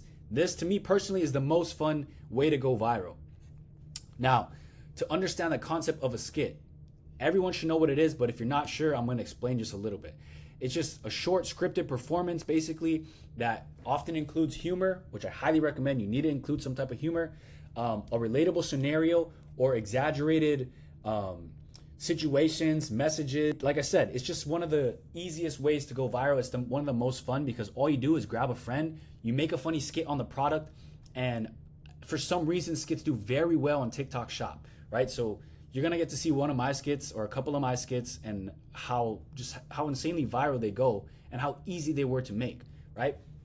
But the goal of a skit is to entertain people while demonstrating the product's value, right? Because again, this is TikTok. People come onto this app to be entertained, to kill time, to rot their brains with dopamine, right? So what we need to do is give them that dopamine rush through our videos by creating just stupid, funny skits, and then making them realize that, oh, actually the product that they're showing in this skit is actually useful. I could use one, could solve my problems. I actually want one. Now let me go buy one, right? So the same things pretty much, right? You need to develop some characters. I usually do it with one other person. I haven't seen skits with just one person work very well. I mean, then again, I haven't seen that many people try it. So if you want to try it, go ahead. But I highly recommend you get another person. It's a lot easier and a lot faster. But the scenario, again, you just create some kind of situation, some problem, some entertaining story, and just act it out, right? There has to be some type of conflict, again, some type of resolution, and then a CTA at the end, right? So let's go break down some of my skits. And look at that. It's a 35-second video, right? Let's watch it. It's 2 a.m. Why are you still awake? Wait. Turn it off. I'm about to die. Die from what? I'm playing games right now. Look. Oh, it's on the ceiling. Yeah, exactly. How'd you do that? Oh, I got this new mini projector and I can play games on the ceiling. Oh, that is so cool. Where'd you get that from? Oh, I actually got it from TikTok Shop. And how much does that cost? Well, I got it for $40 because it had a coupon and it was on sale. Oh, I need one. I can get you one. All you gotta do is click the orange card in the bottom left corner. Oh, that's so cool. 35-second video, 14.4 million views. That was a 35-second video, right? It's the easiest way to go viral, the quickest way, the most fun, because at the same time, like while you're recording with your partner, you guys are laughing at the mistakes you're making. You guys have to lock back in. Like it's a fun way to go viral, right? So in that skit, there wasn't really like a problem. I think the only problem that the only thing that you could count as a problem was when she turned on the light and I was like, wait, turn it off. You know, that was like the only problem because I was trying to play games and the light was distracting me, right? And the resolution, she just turned it back off, and then we displayed the product's functionality in the video in a fun way, where it wasn't like, hey guys, check out this projector, buy it right now. This is what it does. We didn't do it like that, right? I was displaying it by playing it on the ceiling, which was controversial for a lot of people because people are like, oh, your neck's gonna hurt, all this stuff. But like all the controversy within that video is what caused it to go more viral. It had like, I don't even know how many comments that thing has, but it has over 700K likes, right? But that's how you do skits. You just do simple stuff like that. You don't have to do anything crazy or anything like that. And you could just literally get millions of views. This is another one that I did. We can watch this as well. 139K likes, 39-second video. Watch this. Mom, Grandma's on the phone and she wants to talk to you. Why are you handing me your sunglasses? These are connected to my phone. All you gotta do is put them on and say hello. All right. Hello. Hi, Mom. Yeah.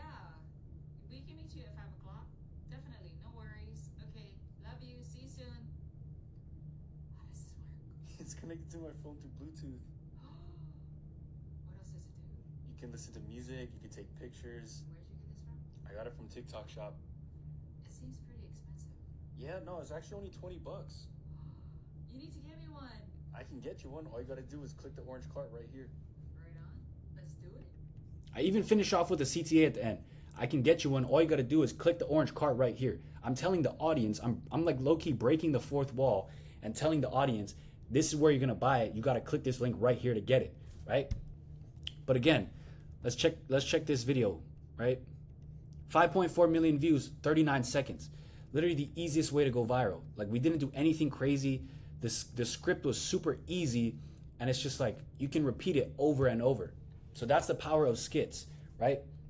Just grab a friend, a family member, doesn't matter, and just make some 30-second skits on the product, display its functionality, and then at the end, tell people where they can get it, right? The next video type we have is Memify. This is a funny one right here, right? So the concept of Memify is kind of hard to put to words, but what I have here is memification involves using humor, cultural references, and relatable situations to create content that resonates with audiences, of course, right? But in the context of TikTok, this often means adopting popular formats or trends to promote products. I don't know how else to define it, right? That was like the way to define it, but we'll go over some examples and then you'll see what I mean, right? So the purpose, the goal is to create viral content that engages viewers, encouraging them to share it while subtly promoting a product, right? This method capitalizes on the already established familiarity and humor of memes to enhance the product appeal, right? So you're technically using a meme or a trend to enhance the video, if that makes sense, right? But the components of a memified video include trending sounds. Memified videos should always be using trending sounds, always. Incorporate popular audios or music that are currently trending on TikTok. These can amplify humor and connect with viewers' existing experiences, right? The more familiar they are with the sound, the less likely they are to skip the video, right? Especially like when a trend is going around, until it's like overused and oversaturated, people are gonna watch it because they see it, they're familiar with it, and then once it like dies down, people start skipping over it. But again, same thing, relatable scenarios. You want to create some humor in there, exaggerated expression, captions, visual effects to enhance the comedic elements, like face filters. Like you have those, the bold glamour face filter. I don't know if you guys know what that is. You can look it up. It's one of the face filters that make your face look really good. And then there's the other one called striking face, where it makes your face look really bad, right? So that's what I mean by exaggerated expressions. And then call to action, of course, at the end, you can do a call to action for Memify videos, but sometimes it's kind of hard. So let me just show you what I mean by Memify, right? So here's a video example right here, Memify. This was a 7-second video. This is one of my Memify videos that kind of popped off, but here we go.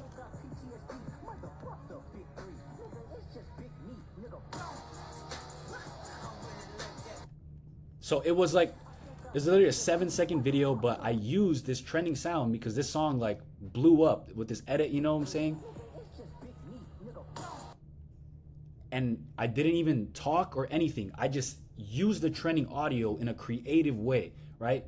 I said, like in quotations, I bet you can't find a good quality headset for $10. And I said, me. And then at the end of the song, I'm really like that. That was the song. That's what the song said. So it's kind of like I made a joke out of it, like someone betting against me saying, I bet you can't find it for $10. And then I said, I did find it. And I'm really like that because I can find it. 160K views on a 7-second video. Like that was I just did that right before I went to bed because I wanted to post something. 7 seconds, and I got sales. I still get sales to this day with that product because of this one video. But you see how I used the trending sound in a way that's kind of like a joke. I kind of made it funny. I didn't make it like, I mean, I guess you could say it was kind of serious, but it was just a meme, right? That's kind of how you treat memified videos. You want to use trending sounds and create like this meme version of product promotion, because at the end of the day, TikTok is not serious. So we don't want to be serious. So the second video that I want to show you is this one right here. This is one of my other Memify videos. This is one of my most recent memeified videos, and look at this.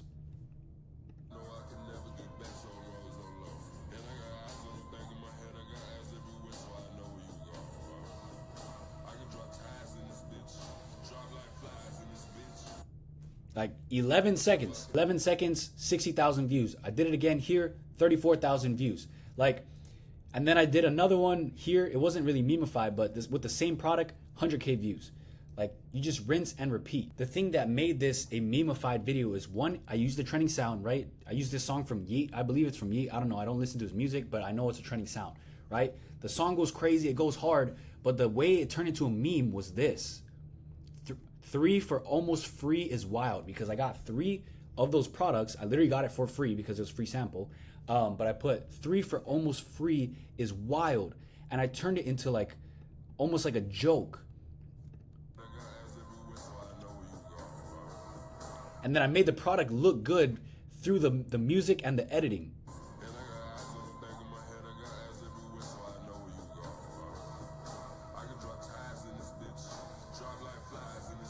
And then I showed the functionality at the end, and people were commenting like, oh, it's not free, it's $60 and all this stuff. But because I did this with the text, 3 for almost free is wild, people started clicking on the product link because they wanted to see if it was actually free. And TikTok notices when you make people click on the link. The more people click on that link in your video, the more TikTok is gonna push it out, because they're thinking, whoa, this video is good enough to get all these people to click on the link. We gotta push it out more, that way people actually buy. So that's what made it a memeified video. It was almost like a joke, because obviously when people are gonna go click to buy it, it's not gonna be free unless you got coupons, right? So that's what memeified videos are, and hopefully that helps you wrap your head around the concept. I just wanted to add that I have a ton of video examples of other people that have done memeified videos, but I don't think they call it memeified. I kind of coined the term memeified myself because I didn't know what else to call it, because I just make songs, or I just make product promotion and turn it into a meme, and memeify just came into my brain. I was like, that's what I'm gonna call it. But there's other people that have done this successfully with millions of views, but I don't want to show their videos within my course because I would have to get approval from their end and things like that. But you can definitely find memeified videos on your For You page, or you can look them up. But the next video type is displaying product functionality. And this is gonna be for my faceless people too. Like, if you don't want to show your face, displaying product functionality is gonna be one of the best ways you can promote products, okay?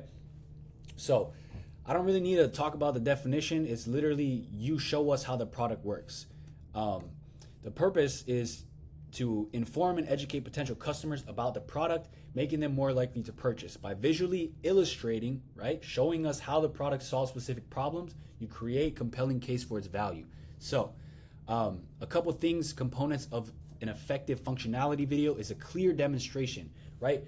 What I mean by clear demonstration is like the camera has to be showing like different angles. It has to be clear. I have to be able to see what's going on.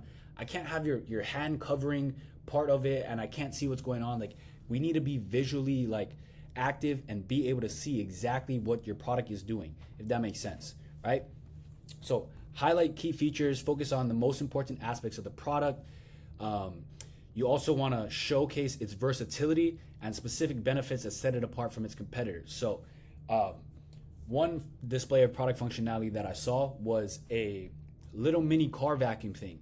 It was super cool. The guy didn't show his face. He got like 9 million views on the video, and all he did was show us how to use it and him cleaning his car.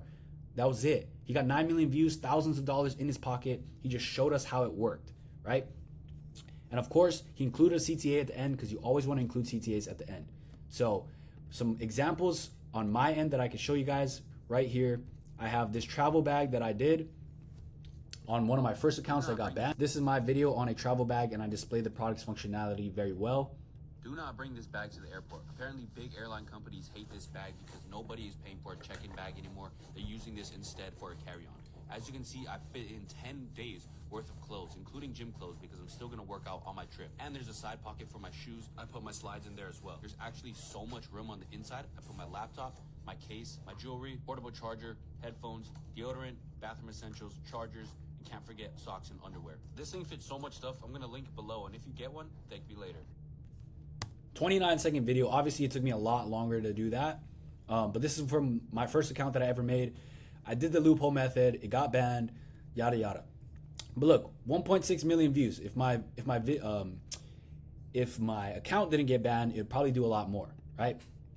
But I just displayed the product's functionality. I showed how much things could fit in there. I was fitting like my laptop. I was fitting all these clothes, like all of this, all these cuts, different angles, interesting angles. I kept it quick. The pacing was very quick, especially when I was throwing all the clothes on top. That's like just visually appealing. It scratches people's brains when they watch it. It's almost like an ASMR, right?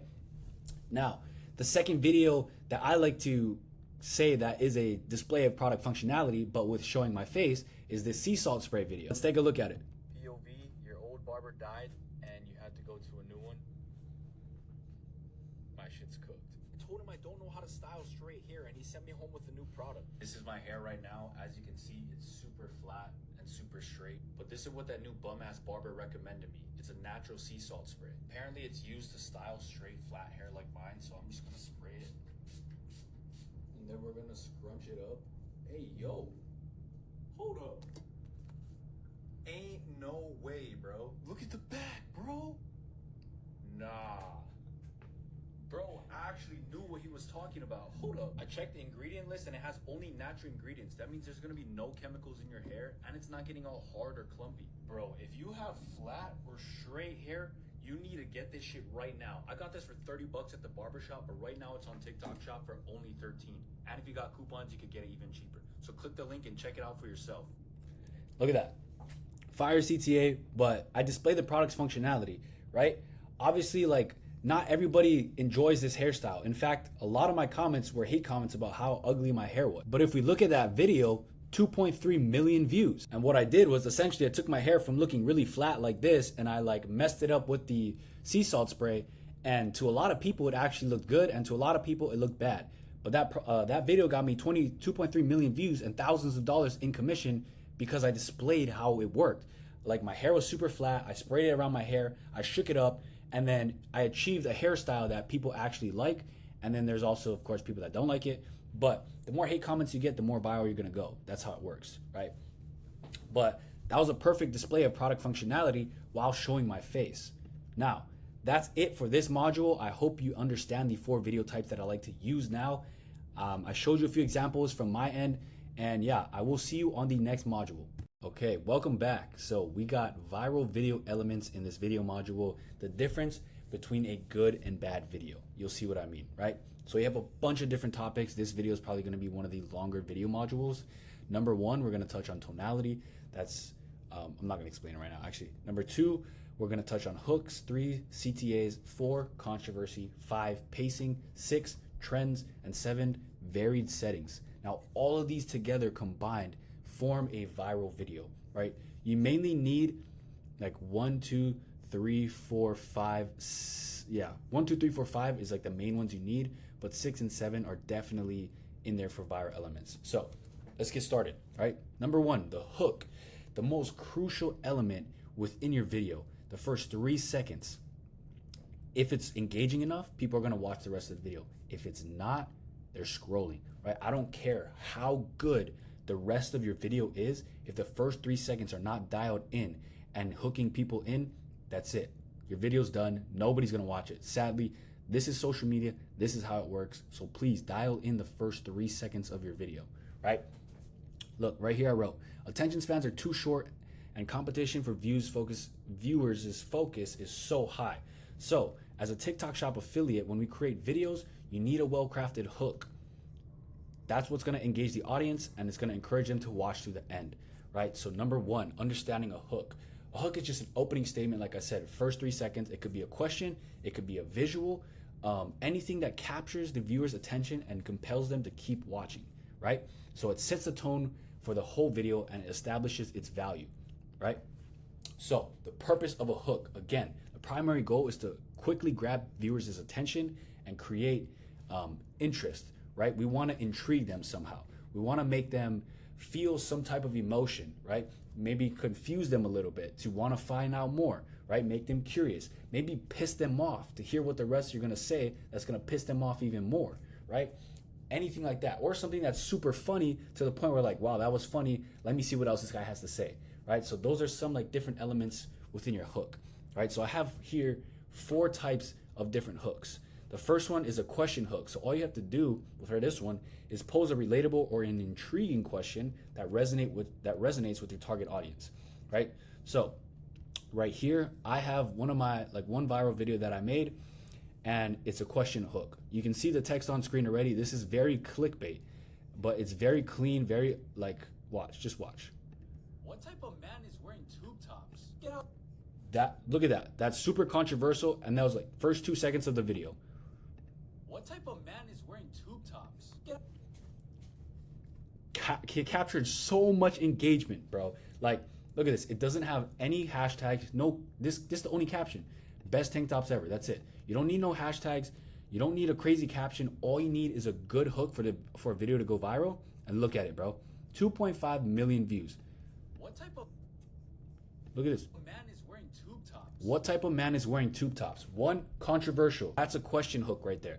And that led to people watching the rest of the video, 100,000 likes. Like, that's what you want to have as a question hook, right? Now, the second one, as you can see here, is bold statements, right? So right here, like you guys saw in the other video, this is a very bold statement. Look at the first like 3 seconds of this video. And keep in mind the text on screen is also part of the hook as well. My ex turned into a gold digger. We broke. Like that initial, my ex turned into a gold digger, and be like, whoa, right? One, a lot of people can relate, right? There's a lot of people in my comments that are like, dude, this is so true. This happened to me, yada, yada, right?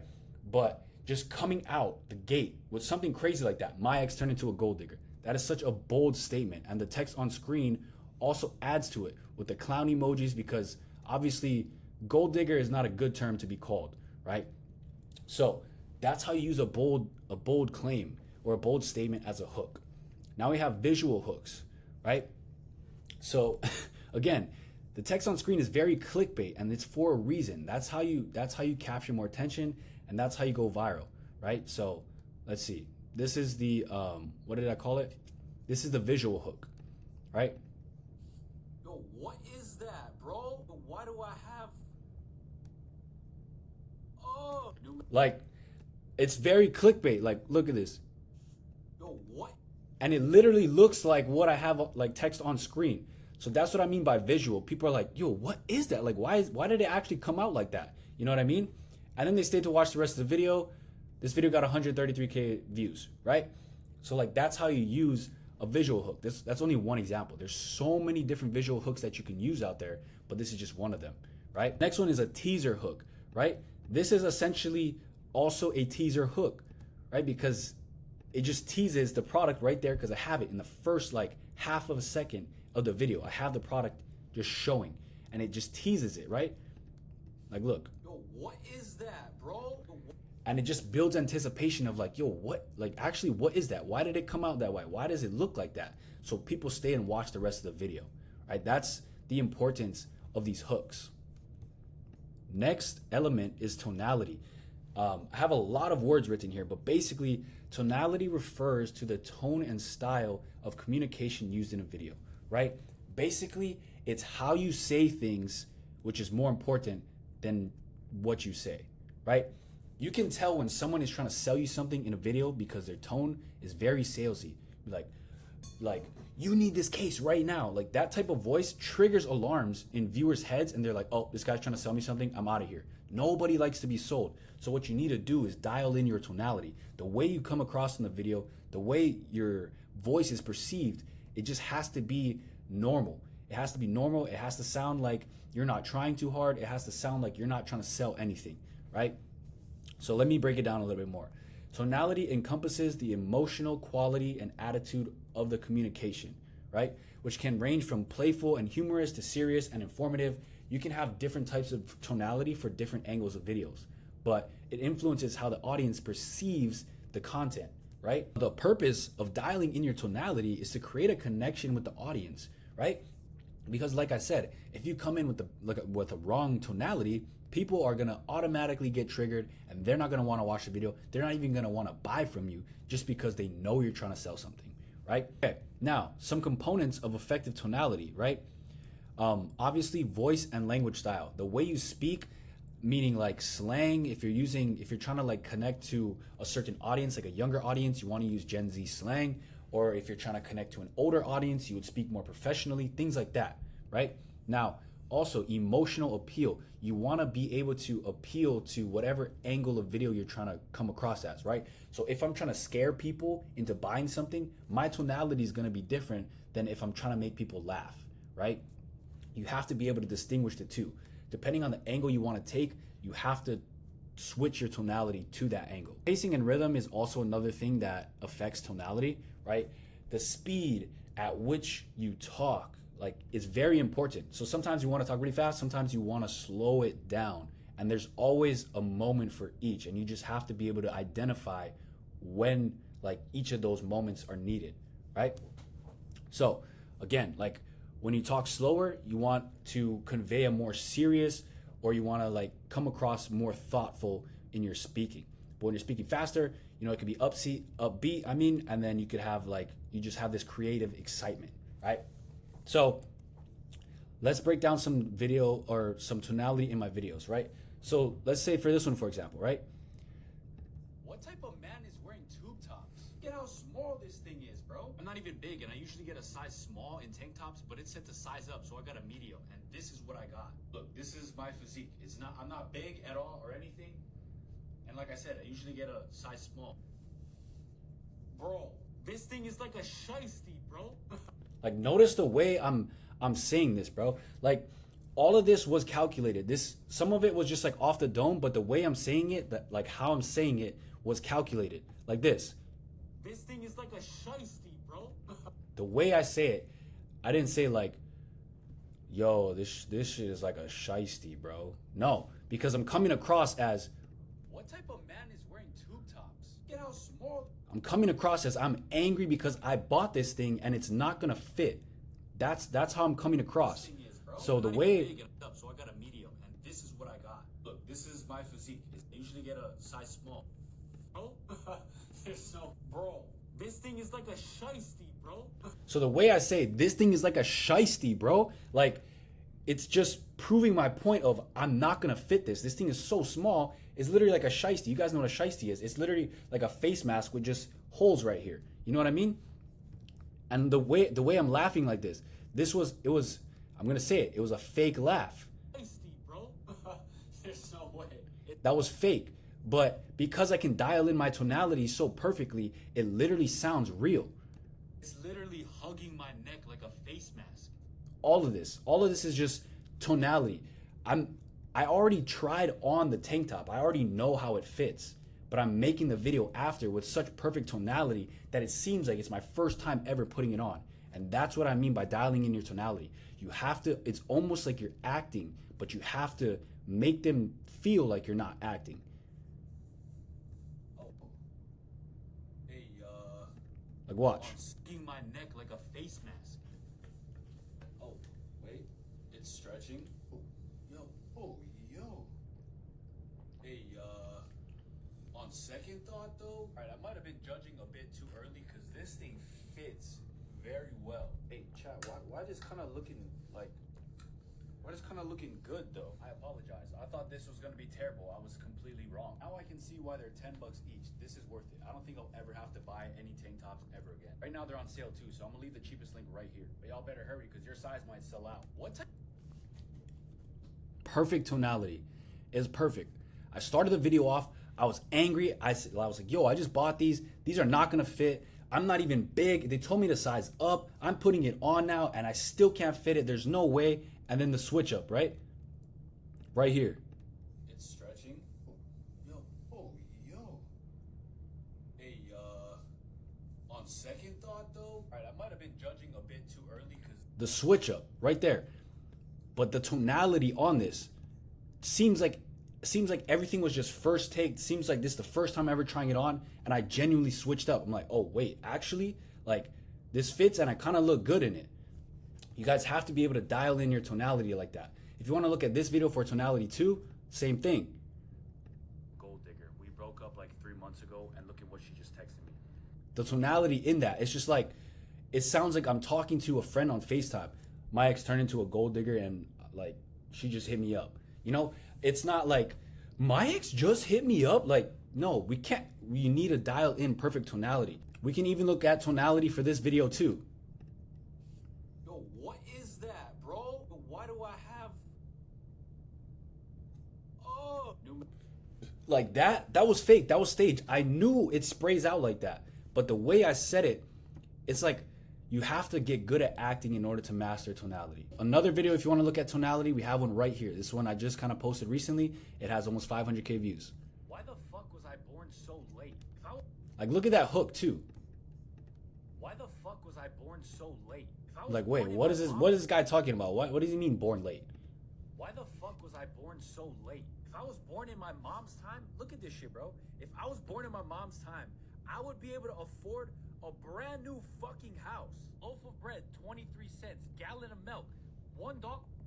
Bro, $1.10 for milk. If a new car was 2,000, at this point, I'd be able to afford a Lamborghini. They were just sitting back watching the fucking Brady Bunch instead of building wealth for their future family, aka me. Anyway.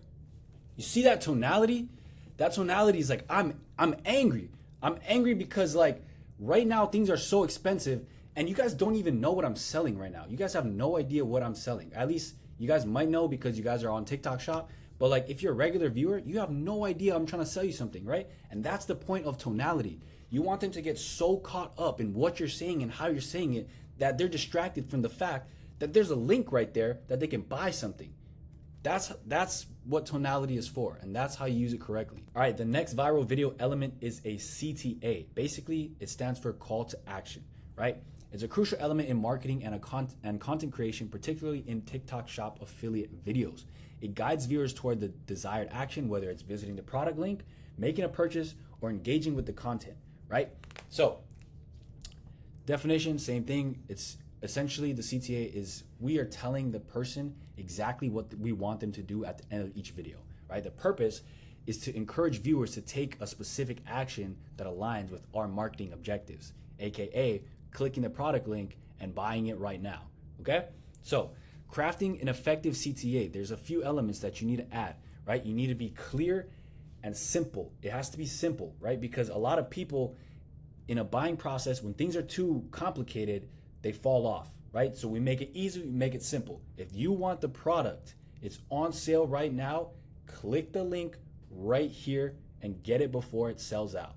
That's pretty much it. That pretty much wraps up almost a CTA that's universal for almost anything you want to promote right there, because it creates urgency, right? Which is another factor. Buy it before it sells out. They sold out before, they're gonna sell out again. So if you want it, get it right now. Or it's on sale right now. This is a flash sale. It's only gonna last 2 more hours. If you're seeing this video, that means it's still up. So get it right now before it's gone, right? Same thing. And that also ties into value proposition, right? It's like you're saying the value of them taking action now will reward them later. Or like the opposite, right? If they don't take action now, they're gonna lose out later on. So it's the same thing, right? Also visual cues, right? When I say click the link right here, I'm pointing on the screen where the link should be, right? That way their eyes get directed towards it and they actually click on it, right? So CTA, make it simple, right? Tell them what to do, how to do it, and why to do it, okay? So let's break down some of my CTAs. So this is back to the tank top video, right? Ever have to buy any tank tops ever again. Right now they're on sale too, so I'm gonna leave the cheapest link right here. But y'all better hurry because your size might sell out. The moral of this thing is, bro, I'm not even big. Such a simple CTA, right? I said they're on sale right now, and I'm gonna leave the cheapest link right here, and I'm pointing to exactly where the link is gonna be for them to see it, right? And I said, you just have to buy yours before your size sells out, because that is a very big thing that happens, especially with clothes, right? Clothes, shoes, anything that requires different or multiple sizing, like typically they sell out. And if you're one of the most common sizes, chances are you're not gonna get your size, especially if the product is going viral and things of that nature, right? So I created that urgency. They're on sale right now, but you just gotta get your size before it sells out. Perfect CTA. Again, let's take a look at this CTA with the money binder. $1,050. Now, I'm not gonna say that this is gonna help you bring your ex back, but I am gonna say that they're only $3 on the TikTok Shop right now, and depending on where you live, you could get free shipping. So I mean, if you've been looking for a way to save money, this might be it. So if you want to check it out for yourself, I left it linked right here. Super simple, right? I told them it's only $3 right now, and depending on where you live, you could get free shipping. So if you've been looking for a way to save money, this might be it, and I'm gonna leave it linked right here. Super simple CTA. I related to them with, if you're looking to save money and you don't know how, this might be the way you need to save money. Because a lot of people have an issue with saving money, right? So that was a perfect CTA for that exact product. If you want to check the CTA for this video, we can too. Whatever's. Anyway, it's only 20 bucks. If you guys want to get a 3-pack or whatever, you can do that below. I just left the link right here. That one was like a lazy CTA, but that's because the style of the video when I was going through it was like a I don't care type of vibe, right? So that's why I was like, whatever's. Anyway, it's only 20 bucks. that's why I said whatever. I was like, whatever. It's only 20 bucks. Like, I don't care if you buy it or not. You still have to come across that way because I'm not trying to sell you something, right? Even this video, I didn't even use any captions or hashtags. It just got pushed out in the algorithm, right? But you have to come across or portray yourself like you don't care if they buy it or not, but it's only going to benefit them if they buy it, if that makes sense. The next element you want to include in your videos to go viral is controversy, right? So controversy is anything that will cause some type of engagement because either it's weird, it's like funny, there's two sides arguing on which side is better. Anything controversial is what you want to include in your videos, right? Because the more controversial it is, the more people are going to feel like they need to comment. The more people that comment, the more views you're going to get. The more views you get, the more sales you're going to get. And that's how you go viral. So, just like it says right here, when executed thoughtfully, controversial content can provoke discussion, evoke emotions, and encourage sharing, which is exactly what we want, right? We want people in the comments to be provoked. Sometimes you're going to create a video with so much controversy that people are going to feel the need to call you out or to argue against you and things like that. And then other people are going to try and defend you. And the more they argue back and forth in the comments, the more people comment, the more you're going to go viral. And that's why controversy is so key to creating videos, because that's literally how you go viral. The whole purpose of controversy is to stimulate viewer engagement through emotional responses. We want people to be pissed off. We want people to start arguing in the comments. That's exactly what we want, right? Now, there's so many types of controversy that you could include in your videos, and it's all subjective. So I just have some like ideas here. Humor and satire, of course. Like, I'll show you guys in my videos after this some humor and satire that I have within my own videos. Cultural and social issues. I mean, this is definitely something that will spark controversy and engagement in your comments and get people to start arguing, right? But the benefits of incorporating controversy is obviously increased engagement. The more engagement you get, the more potential you have to go viral. And so let's break down like what controversial elements I included in my video, right? Look at this. The very first thing you see, this text on screen, tube tops for men, question mark, with these controversial emojis that are not typically, for men per se, right? What type of man is wearing tube tops? So much controversy. There's so many people in my comments that were just like, this is not even a tube top and all this other stuff. But yeah, that was super controversial right there. The controversy with this was that, like, there was dust on my phone, and believe it or not, look at this. Like, a lot of people were saying, clean off your phone. Like, I didn't really catch that. You know what I'm saying? When I was recording the video, I didn't do that on purpose. It's not like I put dust on my phone on purpose, but people called that out, and it was just so controversial to them that they felt like they had to comment. It's like, it was weird. But notice here, the contact name of my supposed ex, My Torta. That's basically like, that's basically not a good thing that you want to be called typically when you're a woman, right? And because I said it was my ex, it was more funny, and everyone was laughing. Like, look at this. Like, there's so many comments that were saying this. Why is your contact name My Torta? Like, and then the text messages were controversial in itself, right? So like, look at this, right? Yeah, I was thinking maybe we could go take that vacation we planned for. And I said, oh, hell no, the group chat's gonna love this. Acting as if like I screenshotted her message and I sent it to my group chat and we're all roasting her, right? And I said, don't bother unsending, I already screenshotted, right? There was that, and then there's this. You're such a weirdo, you better check on your friend group because 2 of them hit me up and I already let one hit, right? And that sparked so much controversy. Look at this, top comment, 6,000 likes. Did anyone see her last text? Last text is insane, gang. Last text. Like, bro, this text, of course, I specifically included that in there, but I did not read it because I knew people were gonna be so nosy that they were gonna read this bottom part that I didn't read. And that's sparked so much controversy because people caught that, right? Now, in this one, controversy, text on screen, like blank in a bottle, like that's already controversial. You know, you don't really need more than that. I was born in the wrong time, right? I said, in this one, I said, if I was born in my mom's time, I would have a Lamborghini, I'd be able to buy a house, this and that. And then, look at these comments. We got paid less. Bro, money doesn't work like that in the past. $100 is like $1,000 in the old days. Like people started arguing about like how like the value of money, saying like, nah, you wouldn't be able to do that. Some people would be like, actually, you could do that. Like it just sparked a lot of controversy and a lot of comments, and that's why this has 500K views now, right? So that's the purpose of controversy, and those are some examples to include. There's so many different examples that you could include that I can't just fit them all into one video, right? You just have to come up with different controversial scenarios and controversial elements to add to your own videos. The next video element that I want to talk about is pacing, right? Pacing refers to the speed and rhythm at which your content unfolds within a video. It basically how quickly or how slowly information comes across in your video, how fast you're speaking, how slow you're speaking, like it matters and depends on its situation, right? Now the purpose of pacing, the primary goal is to keep viewers engaged throughout the whole video, right? Like I said, social media nowadays, everything is boom, boom, boom, boom, boom. Getting dopamine rushes the whole, however long the video is, and then they're on to the next, right? So we can't talk like this all the time in our videos. That's so boring. Nobody wants to hear that, right? We want boom, bam, bam. We can't have dead space in the video anytime there's like a second, even a microsecond of you not talking. So say I do this, right? Understanding pacing.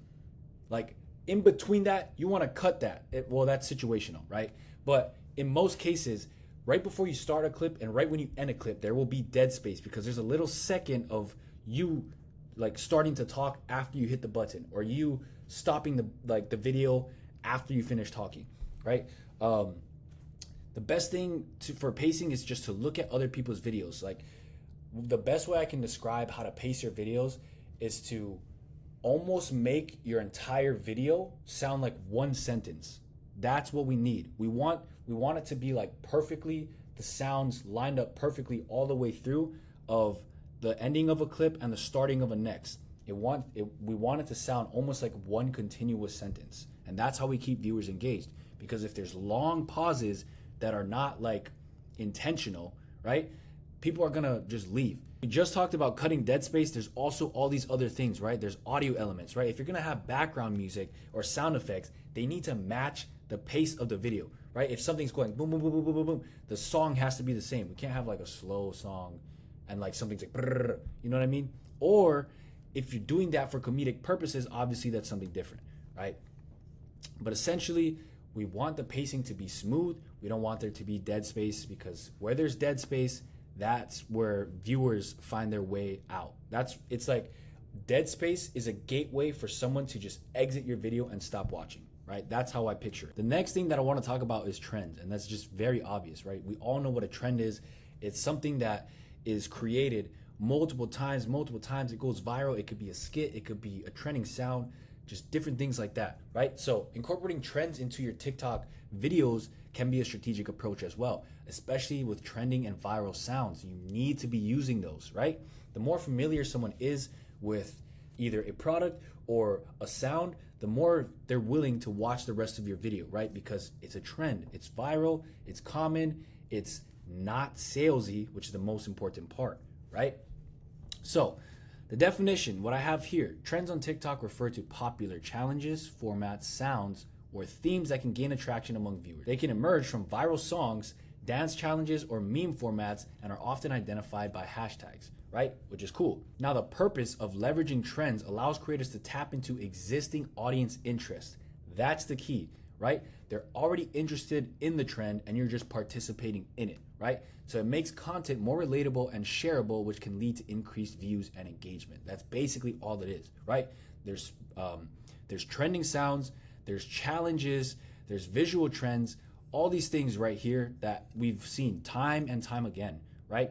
All we want to do is find ways to incorporate our shoppable videos with the trends that are going on. And that is so key to going viral. Okay, now next viral video element is varied settings, right? All of these words are not really needed. You can pause to read it if you want, but basically the way I'm going to break it down is changing your background every single clip, right?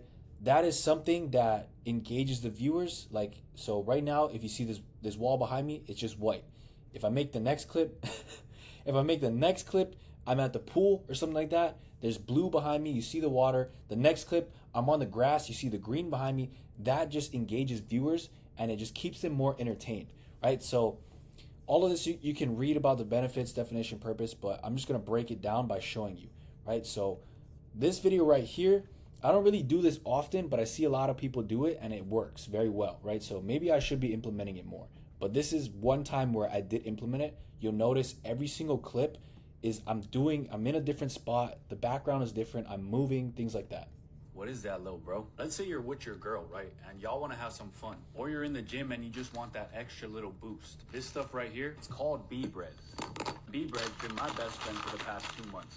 They come in these little packets like this, and they look like little beehives. Basically, when you take these, you can get a lot more done. I do 2 training sessions a day, marathon training in the morning, weight training in the evening, full day of work. And if I ever get that late night text, I'm popping one of these. I've been taking this for 2 months straight. I'm literally always bouncing off the balls. Anyways, I'm pretty sure you get the point. If you're always tired during the day or you have a lot to do and you just don't feel like you have enough in you, this is it right here. I'm gonna leave it linked right there. What is that? So you get the point. Varied settings is just changing your background pretty much every single clip to switch things up and keep it interesting, right? And that's basically the last viral video element. All these video elements combined is what makes a viral video element, right? So let's go back and like review them, right? So these are the 7, right? Tonality, the way you say things, super crucial, very important. It's almost like sometimes you need to act.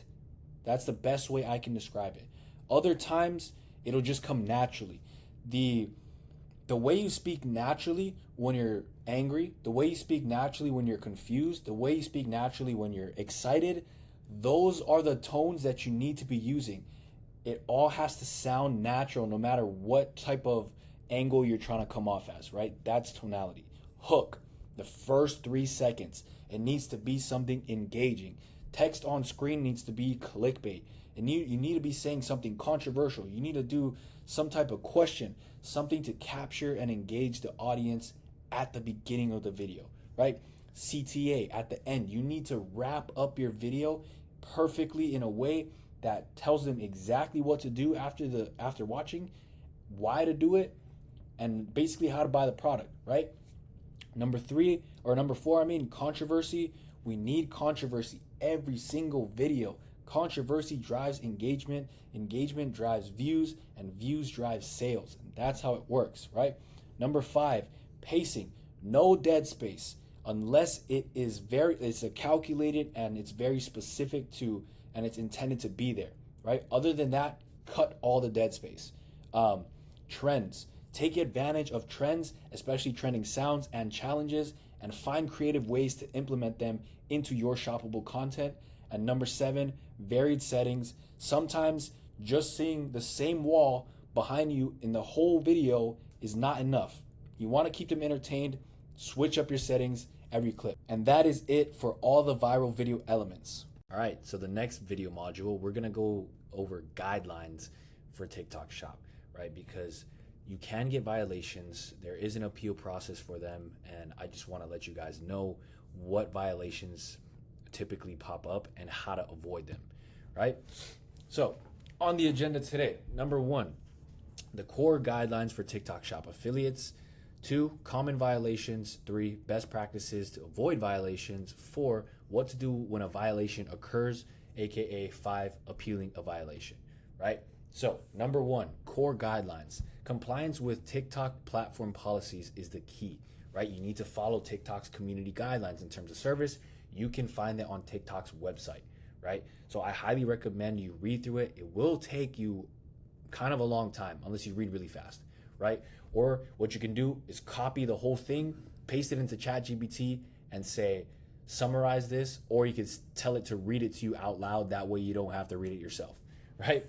But you want to ensure that all your content, products, and the ways you promote these products all meet basically the basic ethical and legal standards, right? That's at the end of the day what TikTok Shop is trying to, or what TikTok is trying to make sure of, that we're promoting things in ethical and legal ways. That's bottom line, right? Number 2, you want your product to be accurately represented, right? You want to provide honest and non-misleading product descriptions, right? So if you say example, you're promoting a supplement and you're just like, oh, this is the best thing ever. It's gonna make you do this, all these benefits and all this stuff. You want to make sure that those are at least accurate and typically backed up by some type of evidence that you can prove, right? Now, number 3, we want to avoid false advertising or misrepresentation, right? We want to avoid false claims or exaggerated marketing, right? You don't want to say, guys, take these pills because in 2 weeks I got super jacked, or take these pills because I had so much energy after taking them and I lost a ton of weight due to working out so much, right? We don't want to be doing that. That's how you get violations, right? There's ways to promote things and supplements in that manner without overly exaggerating the effects of that supplement, right? So moving on. The next thing, common violations, right? Let me see where I can move myself. Okay, right there. Common violations, right? So number 1, misleading content. That is the number 1 that people get flagged with a lot. The way they get misleading content is they're just overly exaggerating, or they're straight up lying about the product itself, right? So in order to avoid that, you want to make sure what you're saying, especially if it's about a supplement or any health product, that you're backing up your claims with some type of evidence. And you always want to, if you're promoting certain supplements or health products, you want to make sure to mention that results may vary. Say these exact words in your video, right? Results may vary. I am not a doctor, so please consult with yours before taking any of this. This is not medical advice. This is just my experience with this supplement. You want to make sure you're saying something like that. That way it's not misleading. You tell the viewer that you got to understand that results are varying all the time and that you're not a doctor, so you don't 100% know what you're talking about and all those other things, right? Number 2, this is a violation that I got hit with a couple times, infringing on copyright or intellectual property, right?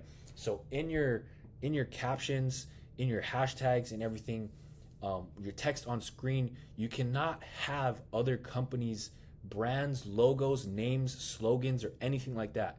You cannot put hashtag Nike in your caption. You cannot type out on text on screen. You cannot type out Netflix. You cannot have those things. I've seen people get away with having the logos in their videos, but TikTok is really cracking down on these types of things the further that, or the more that TikTok Shop progresses, right? So we don't want to infringe on copyright or intellectual property. We want to make sure that we're not using logos or slogans or anybody's company's name in our captions or anywhere within the video. Next, spammy or inappropriate behavior. Avoid spamming or excessively promoting products in a way that feels unnatural. So, adding on to this, you cannot promote scams, basically. That's pretty self-explanatory, right? We don't want to be promoting some type of scams. We can't be promoting that. Spammy behavior, obviously, we don't want to be doing that. You don't want to be posting videos back to back, immediately. You post one and then you post another without letting the algorithm breathe. You need to set a minimum of 1 hour or something like that in between videos, so it's not spammy behavior, things like that. I mean, I do know people that post like 15 to 30 videos every single day on TikTok Shop on one account. I don't know how effective that is. You know, I've heard people say that that can screw up your algorithm if you post more than 5. Me personally, I don't even post more than 5. I feel like that's just overdoing it, but to each their own, right? You can test and let me know how it goes. But a fourth common violation is a non-disclosure of affiliate links, right? So you need to state when you're posting shoppable content, right? It won't even allow you to post if you don't let the viewer know that it's shoppable content. You know that little button on the bottom, or not button, but that little text on the bottom that says creator earns commission? You need to turn this setting on before you post links. It'll tell you that anyway. So if you go to try and post a TikTok shop video with a product link and you don't have that setting on, it will not let you post it, but it will tell you how to turn it on in order to post, right? A couple other things I want to mention with common violations. I see people trying to re-upload the same exact video. Do not do that, right? Say you post a video, something happens, and it only gets like 100 views, right? Do not delete the video and repost it thinking that you're gonna get better views. When you do that, TikTok's AI is gonna pick that up and understand that you already posted it, and then you're gonna get a violation for unoriginal content, right? So we do not wanna do that. You cannot be downloading other people's videos, trying to clip it up, put a compilation together, and then try and make it into your own video. Do not do that. That's gonna get you violations. What else? Also, do not delete TikTok shop videos. For some reason, every single time you delete a TikTok shop video, before it disappears from your page, it says community guideline violation. So I've heard that it can negatively affect the engagement on your account, and it can negatively affect your algorithm. So just don't delete it no matter what. If you don't want people to see it, you can change the setting to private it to only people, so only people that you follow and they follow you can see it. I did hear that TikTok is going to upgrade or update their terms of service, and you cannot have celebrities' faces or names in the videos. So that's one thing you want to watch out for as well. But again, I want to reiterate on the supplements and health niche, because those are like, supplements are violation magnets. There's so many people that got their accounts completely banned because of 24-point violations received from supplements. You got to be very careful when it comes to promoting supplements. You cannot over exaggerate, and over exaggerating to TikTok is basically telling them, okay, I took this supplement, and or if you take this supplement, XYZ is going to happen to you. You cannot do that. That is a hard claim. We cannot have that. We have to do soft claims, which is I took this supplement and this is what happened to me, right? And then also on top of that, you want to, again, reiterate, I'm not a doctor. Consult yours before you start taking these. Results may vary, things like that. Now, when you do get a violation, do not panic. Sometimes it's like the AI just picks it up, and for some reason they violate you for things that you didn't do. But in the event that you do get a violation for either something you didn't do or something you did do, don't panic, right? There is a point system that goes up to 24 points, right? And accumulating around 8 to 23 points results in varied temporary suspensions, okay? So if you get 7 points in like violations, your account won't get suspended.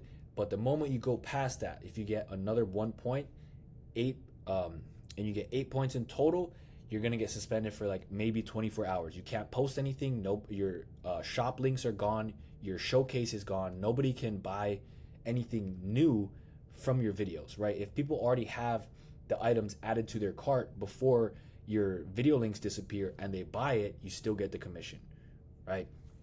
Again, but it varies. So the higher you go, the longer your suspension is gonna be. And once you reach 24 points, the account is permanently banned. There's nothing you can do to appeal it pretty much, unless you go through some type of agency or some type of affiliate partners or anything like that that can reach TikTok's higher ups and then fight for you on your behalf, right? But not everybody has access to those type of people, so most often than not, you're cooked, right? You just got to buy a new account. That's what happened to me, okay? But I also want to mention that points, violation points do go away only if you didn't reach 24 points, right? So say you're at 23, right? The day you get those points added on, there's a 90-day period that you have to wait for those points to disappear, right? So say you got 22 points on one video, which is insane, and then you waited 90 days, that will disappear, right? But if you reach 24 points, no matter how long it takes, even 90 days, like, it will not disappear. You're just permanently banned. You got to get a new account. But okay, let's say you do get violation points, right? You need to look at what you got violated for. Then you need to go onto TikTok's website, and then they tell you specific steps and what to give them in order to properly appeal the violation. But I'm going to tell you right now, more often than not, like, I would say about 80% of the violations do not get appealed, no matter what, just because TikTok's appeal system is terrible. It's an AI that picks up the violations anyways, so it's just really hard. And an AI is reading your appeal as well, so it's just not very accurate. It's not very helpful at all. So the best way is to just avoid violations altogether, right? But again, immediate actions: evaluate future content before you post. You want to make sure that you're not doing the same mistakes that you did to get the violation. I mean, that's pretty obvious, but some people think they can dance around it or get lucky and post the same thing and hopefully not get a violation. Like, please do not do that, right? So after you read exactly what you need in order to appeal the violation, you want to have all those things set up, fill out the violation or fill out the appeal, and then try and appeal it, right? Then you're just gonna have to wait and see what they say and just hope and pray that they accept your violation or your appeal, I mean. And then after that, all you can really pretty much do is, moving forward, just adjust your content strategy, change different angles, try and dance around things that are, violations, try and find your ways around it. There's definitely different ways to avoid it. But that is one of the biggest issues when it comes to TikTok Shop, the violations. Now, the specific steps to appealing a violation is pretty simple. So we're going to go to the violation in your notification section. You won't be able to miss it. I'm pretty sure you'll be able to see it. And the first time you get it, you might feel like your heart sink a little bit. But in order to appeal it, all you got to do is click on the violation, read what it says, of course. And then again, I said, go to TikTok's website, understand how to appeal it. And then you press appeal, right? You click on the appeal button. You provide your explanation of why the appeal should be removed. All supporting evidence that they ask for, screenshots, clarification, all of that stuff. And then you just press appeal, send it in, submit it, and then hopefully they get back to you as quick as possible. Usually, I've never waited longer than 24 hours for my violation to be either approved or not, or my appeal to be approved or not, right? Typically, I'd say the longer that it takes, the more chance that you have of overturning it, because it's a real person at that point if it takes a long time to respond. I've also had appeals get instantly accepted within an hour. So I mean, it just kind of varies. But if your appeal gets rejected, I mean, all you can pretty much do is just adjust your content going forward and just try not to make the same mistake again. Okay? But that is it for the violation section. Please avoid them at all costs and fill your brain with the new upcoming terms of service whenever they get updated. All right, so now that you know the viral videos, how to find products, and all the video elements to include in your videos, and you have recorded it out already and edited, this is exactly how to post, okay? So, module overview, captions, hashtags, product links. That's all that needs to be talked about, right? Keeping it simple. Captions and hashtags, right? Keep them short, keep them sweet. If you want, you can include a crazy long caption of every single keyword, all the ways that your product works. For example, I did I was promoting a gaming headset, and I said, this is the best bang for your buck when it comes to promoting, or not promoting, but when it comes to gaming headsets. It's cheap, it's affordable, it's got Bluetooth, it's wireless, it's got a wired connection too, it's got a good clear mic, it's got nice audio, it's got all this stuff. I had a really, really long extensive caption, and then I tested that with hashtags and everything against another video, pretty much same exact style of video, but in this caption and hashtag, I just kept it short, I just kept it sweet. I put cool gaming headset, hashtag gaming headset, hashtag headphones, and hashtag gaming setup. Like that was it. And I didn't see much of a difference in engagement. They were both exactly the same. So from now on, I like to keep my captions and hashtags just short and sweet, right? I don't overcomplicate it. I use relative keywords and hashtags when necessary, and there's no specific amount, right? I mean, if you want to keep it simple, around 3 to 5 hashtags, right? Nothing more. You don't need to like have 20 on there, but there is no specific amount as well. You don't even need captions or hashtags if you don't want to. If your video is good enough, it'll go viral, right? So another thing I wanted to touch on is do not use brands or company names in your captions or hashtags, right?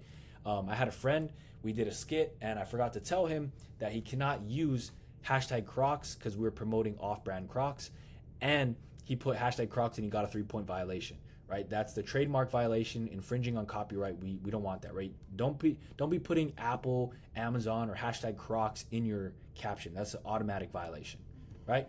So moving on. Now, product links, right?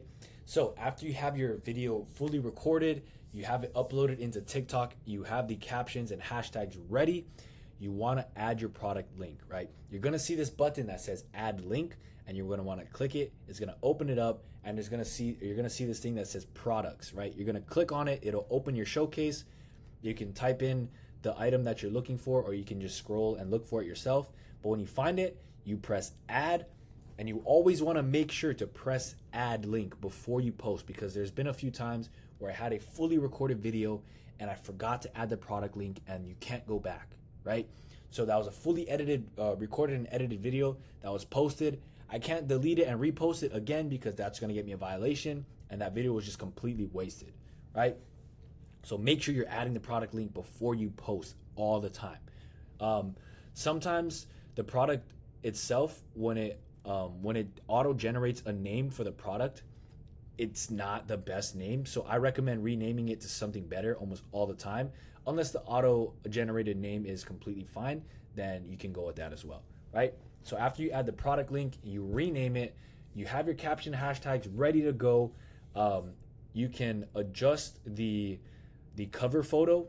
It's a bit tricky with TikTok, but you can adjust it to whatever you want during the timeline of your video. That way, when someone sees like the little picture of the video on your account, it'll show that specific frame that you set it to, if that makes sense, right? After that, you can also add, I don't know what they're called specifically, but they're like little boxes or captions on top of that. That way, like, or they're like kind of like labels, right? So you can label your video if you want to put what specific product it's promoting. That way, when someone scrolls to your page, they can read the different products instead of having to click on the video and figure out what you're trying to sell, right? So you could do that as well. And yeah, that's pretty much it. That's how you post, and that's it for this module.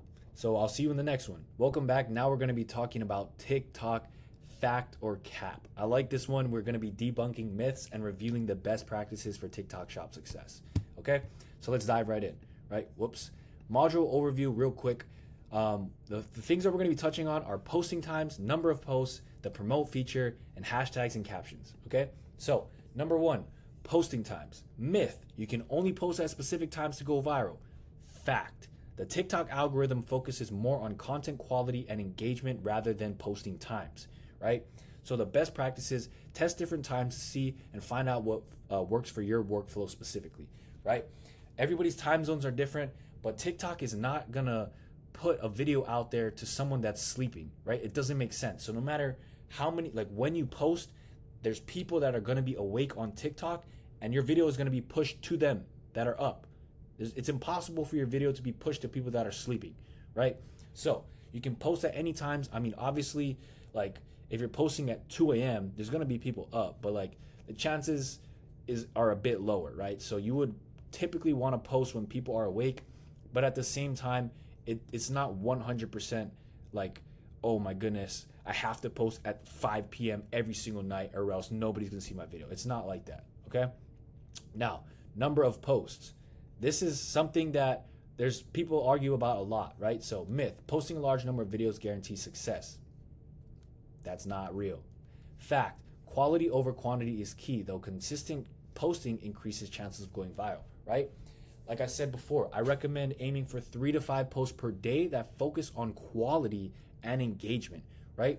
Because like I said, there's people out there that post 30 videos a day, but they don't focus on quality at all. They focus on pumping volume, and hopefully one goes viral, right? So I rather focus on 3 to 5 videos every single day that are better quality versus just pumping out 30 videos, not caring how the quality is, right? So again, it all depends on your workflow, if you rather work on volume or rather work on quality. The next one is the promote feature. This is a feature on TikTok where you can pay to get your videos boosted into the algorithm, right? So the myth is using the promote feature automatically leads to viral content. That is cap, okay? The real truth is promoting a video lowers your organic reach because TikTok knows you're gonna be willing to pay to increase your views, so they will purposely tank your views. That way they make you run back to the promote feature, right? I'm sure you've heard this a lot. If you haven't, please do not use the promote feature, okay? If you want to get your videos boosted, you can send the ad code to the company and they can pay for Spark ads.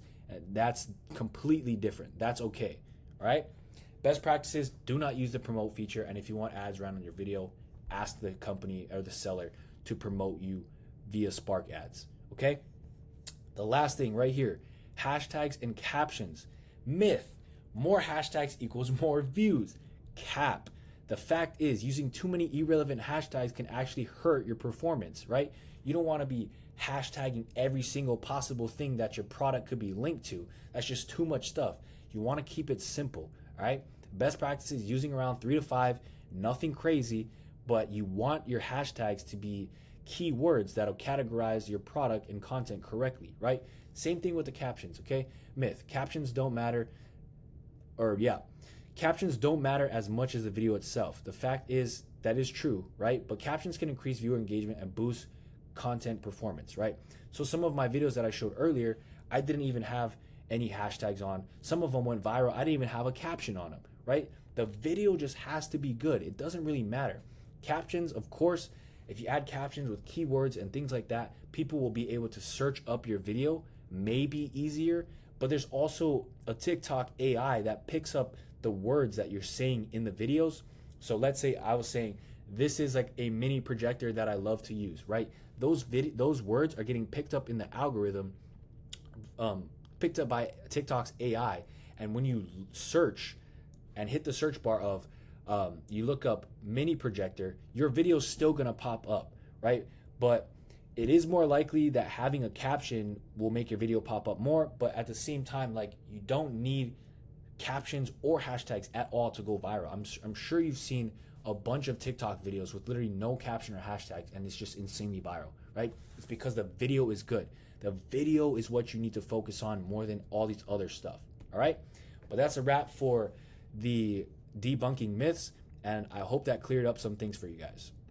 That's it for the entire video. I hope you guys enjoyed, and I genuinely want you guys to apply everything that I've taught. That way you can actually make money with TikTok Shop, because it's one thing to listen to what I have and take notes, but it's another thing to actually put all these notes into action, implement everything you've learned, use and leverage all of our systems that we have so you can actually start making money. Now, if you want more help with this entire process from myself and my team throughout your whole entire TikTok Shop affiliate journey, then feel free to book a call with my team using the link down below. It's a free strategy session where we will break down exactly how to get you from where you're at, whether that's 0, 5, maybe even 10K a month, to hitting $30,000 to $50,000 and beyond. You could totally take all of the information that I just gave you and earn yourself an extra $10,000 to $30,000 a month on your own. But if you want to get there faster and you want a guaranteed blueprint and working with someone that's already done it myself, step by step to show you the entire process, then you can scroll down below in the description and book a call with my team. You'll speak directly with us, and if you're a good fit, we'll map out the entire game plan for you. But if you're not interested, that's cool too. Take this blueprint, rewatch the entire video modules, implement it, because even if you don't book a call, you still have everything you need to win. So yeah, send this to your friends, anyone you think needs it, like, comment, subscribe, anything you got to do to show love and appreciation, because this genuinely took us so much time to put together, myself and my team included. I appreciate you guys again for watching, and I'll see you in the next video. Peace.